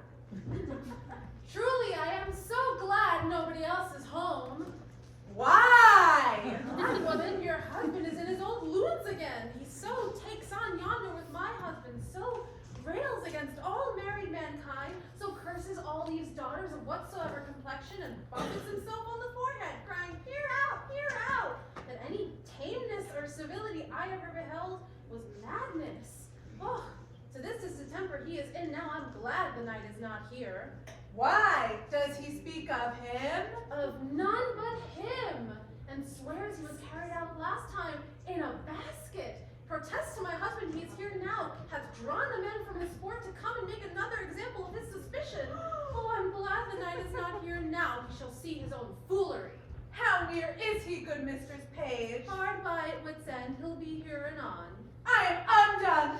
The knight is here. Oh, well then you are ashamed, and he is but a dead man. Away with him, better shame than murder. Which way should he go? How shall I bestow him? Shall I put him in the basket again? Oh, no more in the basket, please, God! No, where he gone?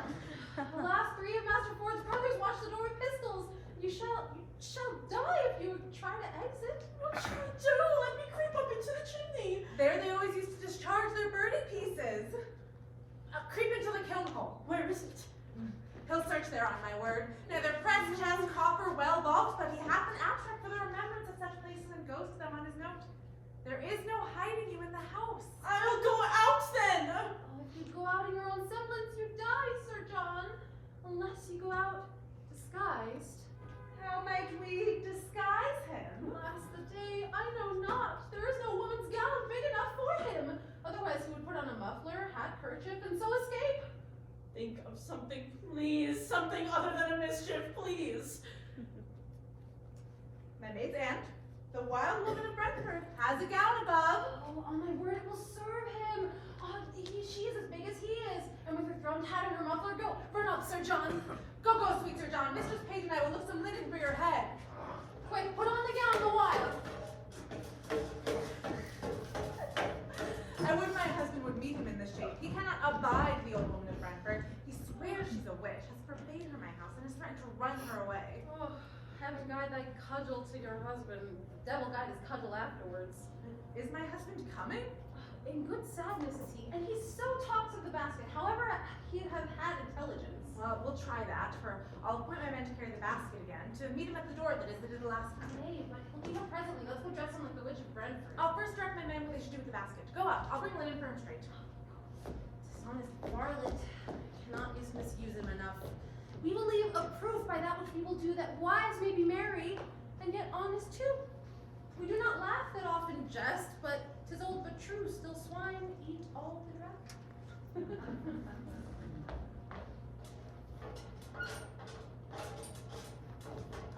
Go, sirs. Take the basket again on your shoulders. Your master is hard at door. If he bid you set it down, obey him. Quickly, dispatch. Pop, pick it up. Pray heaven it be not full of night again. Brother carry a basket full of lead. I would reprove true, Master Paige. Have you any way to unfool me again? Set down the basket, villain. Somebody get my wife. Oh, youth in a basket. Oh, you panderly rascals. There's a nut, a king, a pack, a conspiracy against me. Now shall the devil be shamed. Come, what wife? Come down, I say. Behold, what honest clothes you send forth to bleaching. Good Master Ford, restrain yourself. Your behavior is unacceptable. You should be put in a straitjacket. Indeed, Master Ford, this is not well indeed.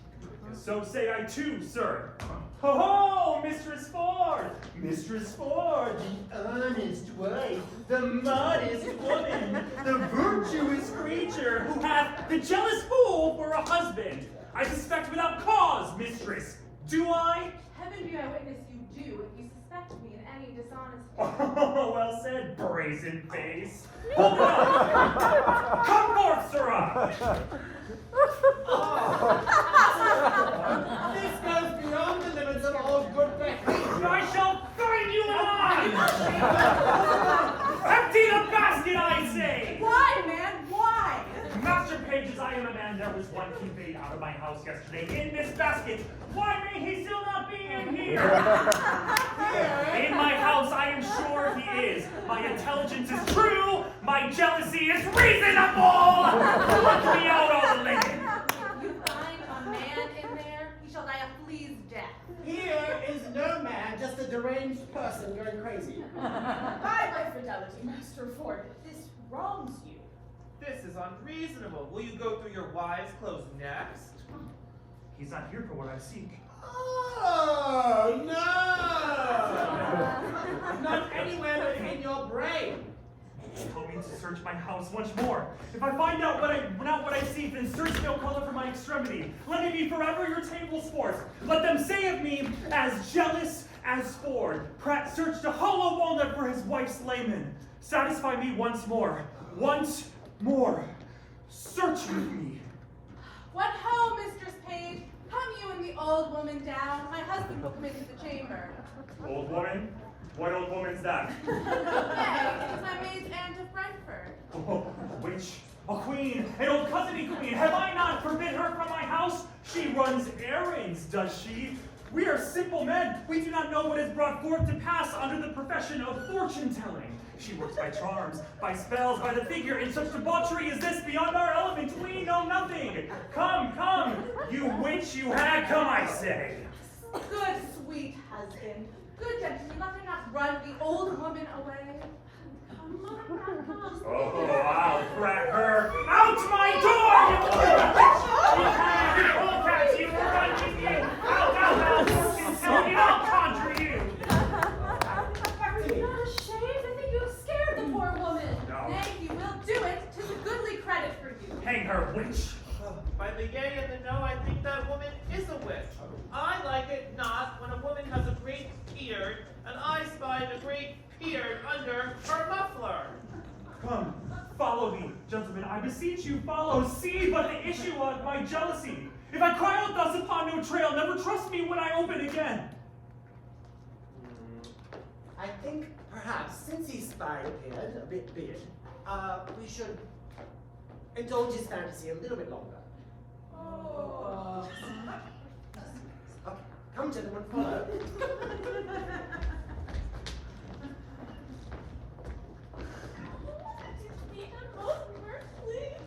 Nay, by the mass who did not, he scared him most unpitifully, me. I'll have the cudgel hollowed and hung o'er the altar. It hath done meritorious service. What think you? May we, with the warrant of a witness of a good conscience, pursue him with any further revenge? Nay, surely the spirit of wantonness is scared out of him. I think he will never in the way of ways attempt this again. Shall we tell our husbands how we have served him? Yes, if but to scrape the figure out of your husband's brains. But if they think the poor unvirtuous knight shall still be afflicted, we too will still be ministers. I warrant they'll have him publicly shamed, and methinks there would be no period to the jest should he not be publicly shamed. Oh, come to the forgery that then shape it. I would not have things cool.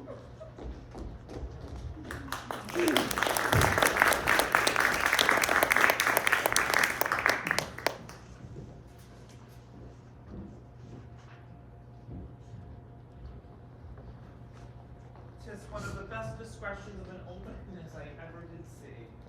And he gave us the letters within a quarter of an hour. Pardon me, wife. Henceforth, do what thou wilt. I shall rather suspect a son with cold than thee with wantonness. Now doth thou understand, in him was of late a heretic, as firm as faith.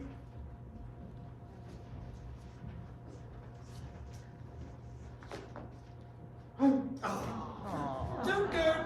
Tis well. Don't go overboard apologizing to your wife the same way you went overboard in offending her.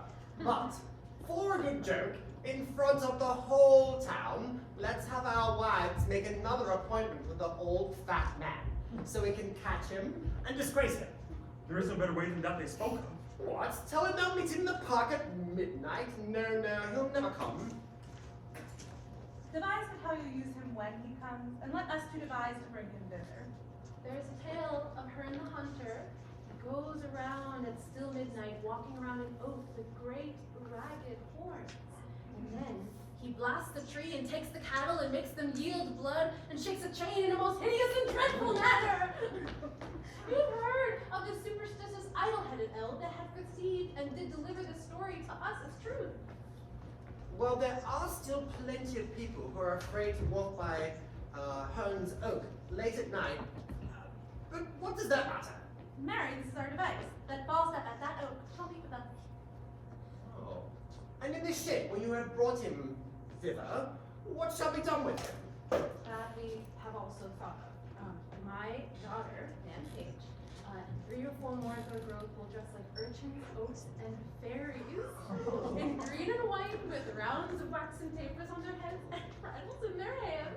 Upon a sudden, as she, Falstaff, and I are newly met, let them from forth a soft kick, rush at once with some diffused song. Upon their sight, we two in great amazedness will fly. Then let them all encircle him about and pinch the unclean knight, and ask him why, in that hour of fairy revel, he dares tread and shake profane.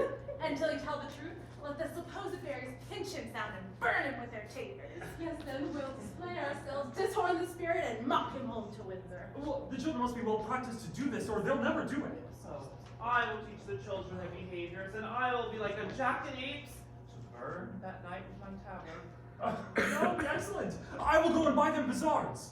And mine and Paige will be the queen of all the fairies, finely attired in a robe of white. Oh, robe of white needs silk, and I'll go buy the silk. And while this is going on, my Nan will be marrying young Master Slender and Gramercy. Go send a message to Falstaff right away. Nay, I will go to him in the name of Brooke. He shall tell me all his purpose. Sure, he'll come. Nay, never mind you that. Go get us properties and trinkings for our fairies. Oh, very good. This is honest knaveries and delightful trickeries. I like this game. Yes. Shall we go? Go send to John and find his mind, Mr. Ford. Out to the doctor. He, none but he, shall marry Nan Paige. That Slender is an idiot, and he, my best husband, affects. The doctor is well moneyed, and with friends potent at court, he and none but he shall have her. Either will though 20,000 more come to crave her.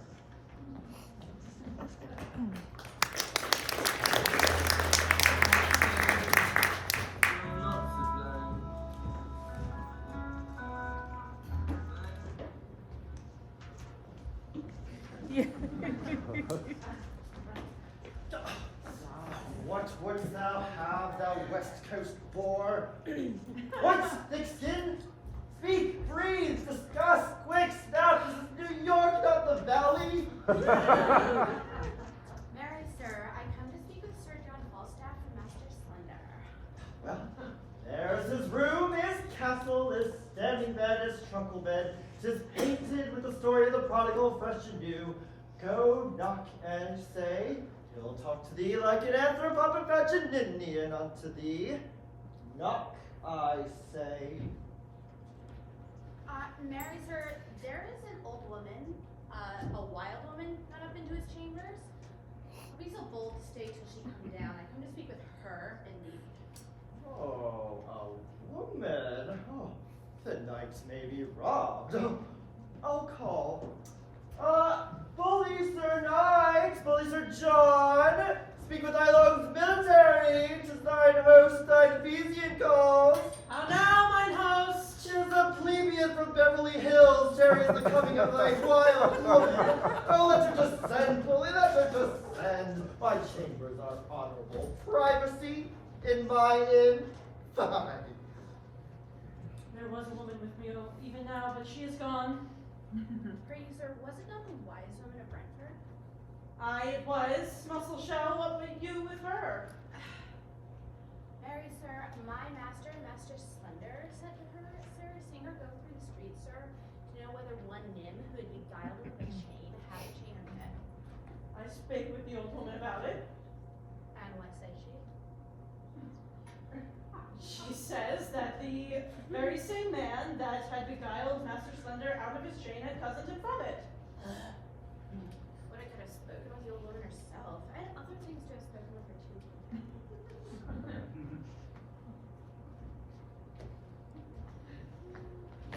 What were they?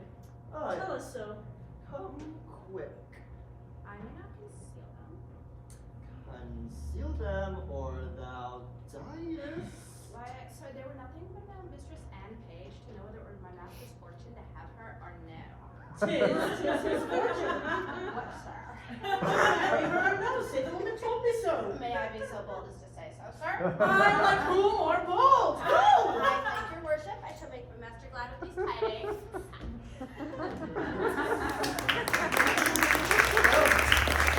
Thou art certainly, Sir John. Oh, Jesus. Now whence come you? From the two parties, forsooth. The devil damn one party and his damn the other. I have suffered more for those women than the villainous inconstancy of man is able to bear. And have they not suffered? Yes, I warrant, especially one of them. Mistress Ford Goodhart is beaten black and blue that you may not see a white spot upon her. Speakest thou me of black and blue? I have been beaten to all colors of the rainbow. Ah!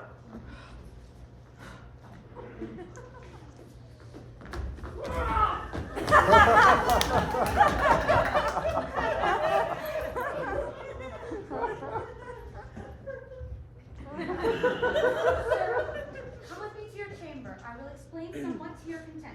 Here is a letter that will explain. Good hearts, what ado is to bring you together? Sure, one of you does not serve having well that you must be so crossed. Come up into my chamber. Okay.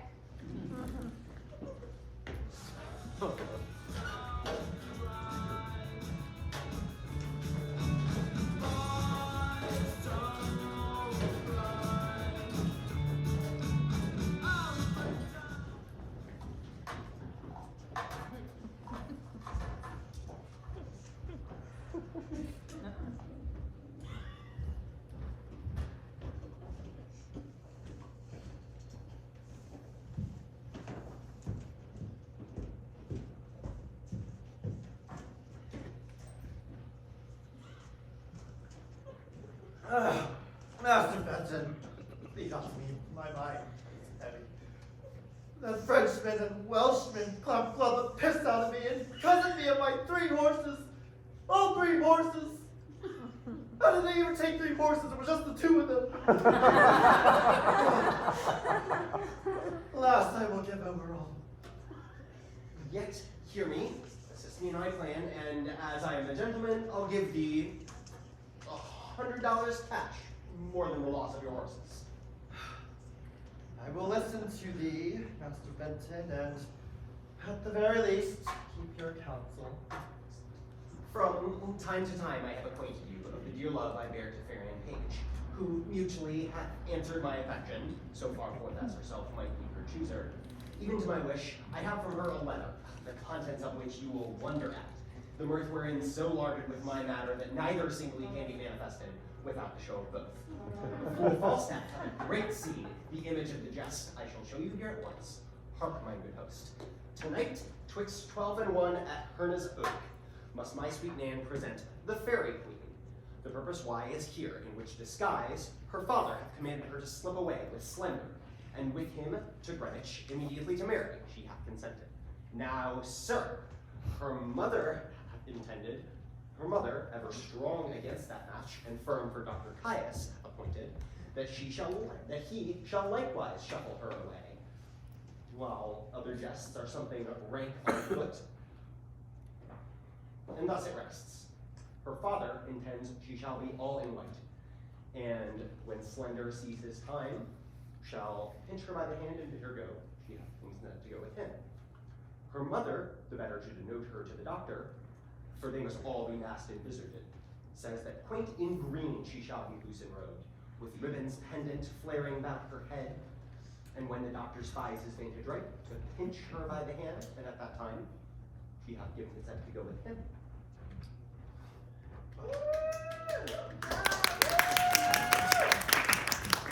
And which means she to deceive father or mother? Both, mine good host, to go along with me, and thus it rests that you'll procure the vicar to stay for me at church twixt 12 and 1, and in the lawful name of marrying to give our hearts united ceremony. Well, husband, your device I will to the vicar. Bring you the maid and page, and you shall not lack a priest. I'll be forever in your debt. And here is a present recompense.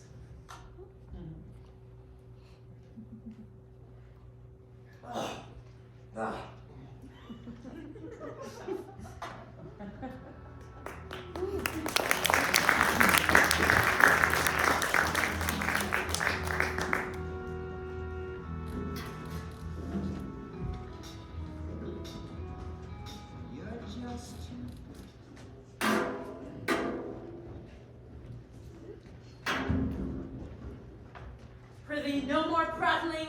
Go, I'll hold. This is the third time now. I hope that good luck lies in odd numbers. Go! They say that there is divinity in odd numbers, either in nativity, chance, or death. Go, I say. I'll provide you a chain and do what I can to get you a pair of horns. No! Time wears. Hold up your head and mince. Oh.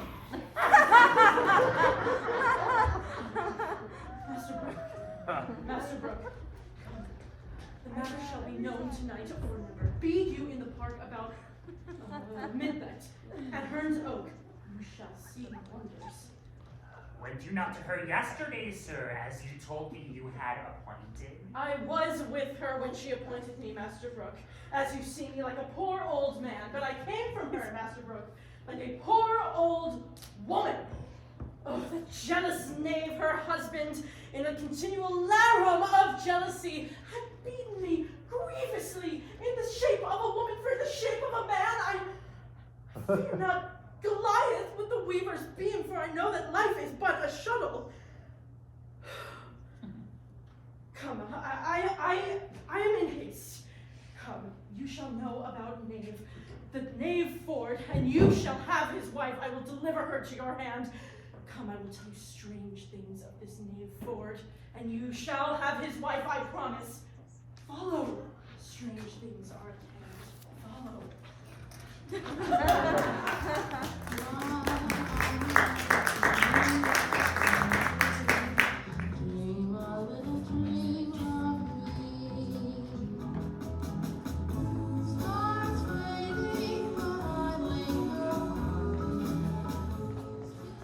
Come, we'll couch in the castle just till we see the light of our ferries. Remember, son Slender, my daughter. I, forsooth, I have spoke with her, and we have a nay word how to know one another. I go to her in white and cry, Mum, and she cries, budget. And by that we know one another. That's good too, but what means either your mum or her budget? The white will decipher her enough. Oh, it hath struck 10 o'clock. The night is dark. A fitting night for candles and berries. Heaven prosper our sport. No one intends to do anything evil except the devil, and will recognize him by his horns. Come, gentlemen, follow me. Hey, Master Doctor, my daughter is in green. When you see your time, take her by the hand, away with her to the deanery, and dispatch it quickly. Now go forth into the park. We two must go together. I know what that has to do. Adieu. Farewell, sir. My husband will not rejoice so much at the abuse of Falstaff. He's a little chafe at the doctor's marrying my daughter, but 'tis no matter. Better a little chiding than a great deal of heartbreak. Where is Nan now? And her troop of fairies? And the Welsh double Hugh? They're all couched in a pit hard by her noses. They cannot choose with amazing. He be not amazed, he will be mocked. He be amazed, he will in every way be mocked. We'll betray him finally. Against such lewdsters and their lechery, those that betray them do no treachery. There goes off. To the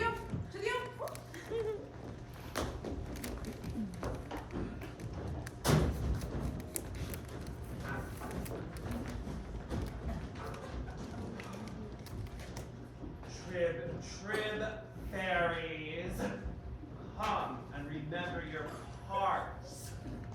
Behold, I pray you, follow me into the pit. And when I give the watchwords, do as I bid you. Come, come, Trib.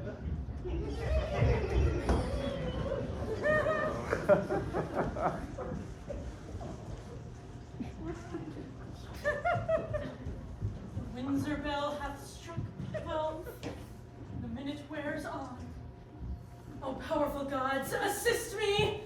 Jove, remember how you were in love as a bull for the love of your life. Europa, love set upon thy horns. When the gods have hot backs, what shall poor men do? Powerful love that sometimes makes a beast a man, and sometimes a man a beast. Oh, send me a cool rut time, or else who shall blame me to piss my tallow? Who goes there? My Joe? Sir John, art thou there, my dear? My male dear? There is my doe with the black scot all of the skies. Rain, Jesus. Oh, let it thunder to the tune of green sleeves, hail pissy palm feet, and snow Aaron goes. I shall lay me here. Mistress, please, sweetheart.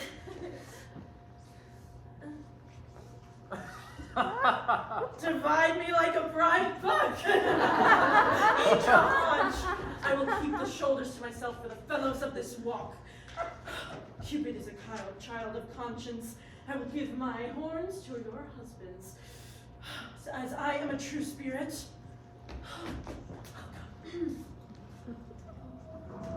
Alas, what noise? Heaven forgive our sins! What goes on? Away! The devil will not damn me for sinning, or since he knows that the oil that lives in me is enough to set hell on fire, he would never else cross me thus. Fairies, black, gray, green, and white, you moonshine revelers and shades of night, you orphan heirs of fixed destiny, attend your office and your quality. Cry out, goblin, make the fairy light. They are fairies! Oh, a wink and couch, no man their works must I. Away, disperse, but till 'tis 1 o'clock, our dance of custom round the oak of her and the hunter, let us not forget. Pray you, lock hands in hand, yourselves in order set, and 20 glowworms shall round our measure about the earth. Where's Babe? Babe, go you, and where you find a maid that ere she sleeps has thrice her prayer said, raise up the organs of her fantasy, sleep she is careless, infancy, but those that sleep, not on their sins, pinch them! Arms, legs, back, shoulders, sides, and shins! With trial fire touch his finger end. If he be chaste, let the flame back descend and turn no pain. But if he start, it is the flesh of a corrupted heart. Come, will his foot take fire? Corrupt, and tainted in desire. American fairies, sing a scornful rhyme, and as you trip still, pitch into your time. Rattle, tinkle, fancy, got all those that agree.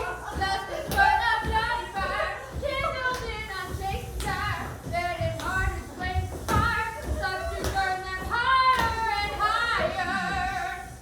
Pinching fairies mutually, pinching for his villainy, pinching and burning and turn up about some candles and starlight and moonshine beyond.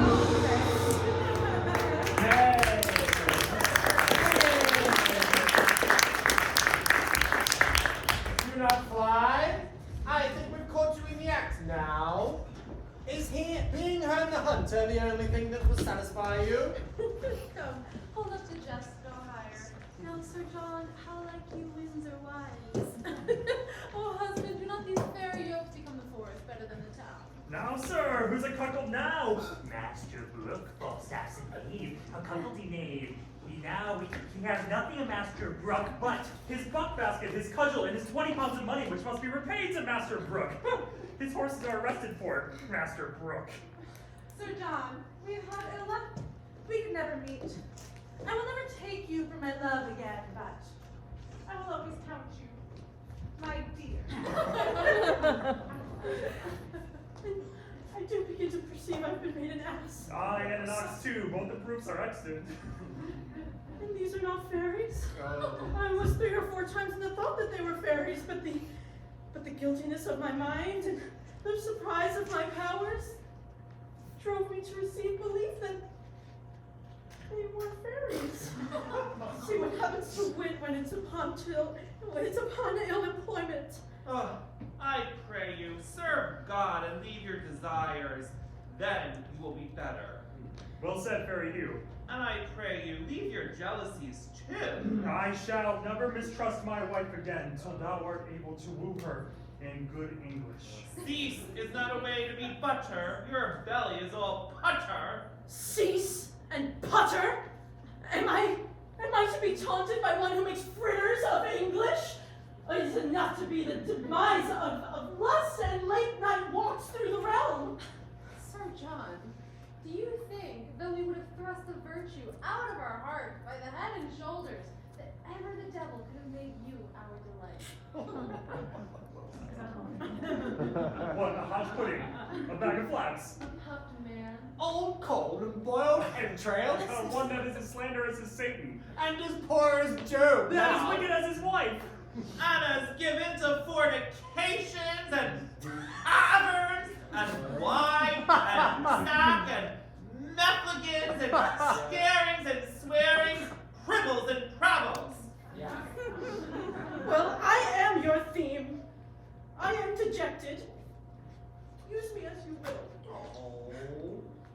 Marry, sir, will bring you to Windsor, to one Master Brooke that you have cozened of money, to whom you should have been a pander. Over and above that you have suffered, I think to repay him will be a biting affliction. Let me cheerful, knight. You'll have a hot restorative drink at my house tonight. And when we get there, you can laugh at my wife, who's laughing at you right now.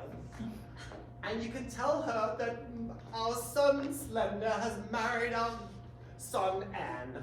I just doubt that. If Anne be my daughter, she is married to the doctor right now. What? What? Ho, ho, Father Paige. Son Slender, how now, son? Have you dispatched? Dispatched. I'll make the best in Brooklyn know on it. Would I were hanged, what else? Oh, what, son? I went over to Gramercy to marry Mistress Anne Paige. Yes. And she's a great, lubberly boy. Boy? If I would have swinged him, or he would have swinged me. I was sure that it is a postmaster's boy. Upon my life, you married the wrong person. When did you tell me that? I think so, when when I married a boy instead of a girl. If I had been married to him, for all he was in women's apparel, I would not have had him. Well, this is your own folly. Didn't I tell you how to recognize my child by their clothes in white? Oh, I see.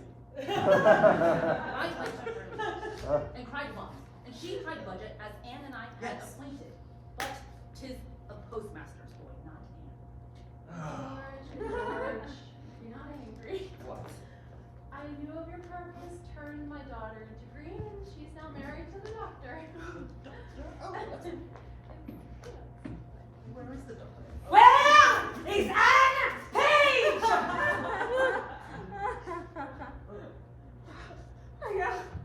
I've been cozy. I'm married. I'm garçon. And boy! I married a boy! My God, it is not that big!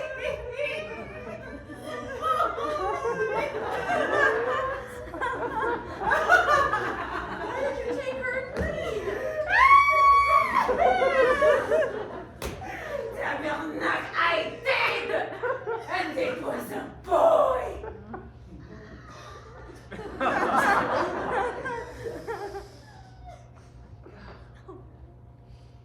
shall raise all Windsor!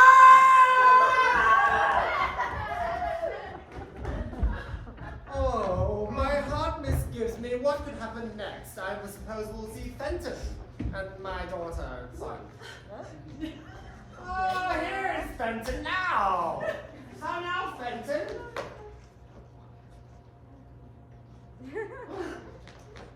Sorry, Daddy. Forgive me, Mommy. Now, daughter, how is it you did not marry young Master Slender? Why did you not go with Master Doctor, May? You amaze her, hear the truth of it.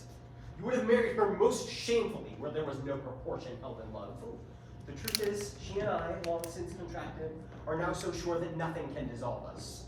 The offense is wholly that she hath committed, for therein she doth evitate and shun 1,000 irreligious cursed hours, which forced marriage would have brought upon her.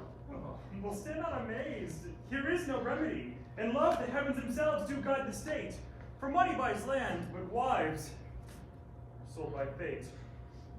I'm glad that while you have slighted me, your arrow hath glanced. Well, what remedy? Fenton, may God give you joy. If you can't avoid something, you might as well embrace it. When night dogs run, all sorts of deer are chased. Fine. Master Fenton, may heaven give you many, many merry days.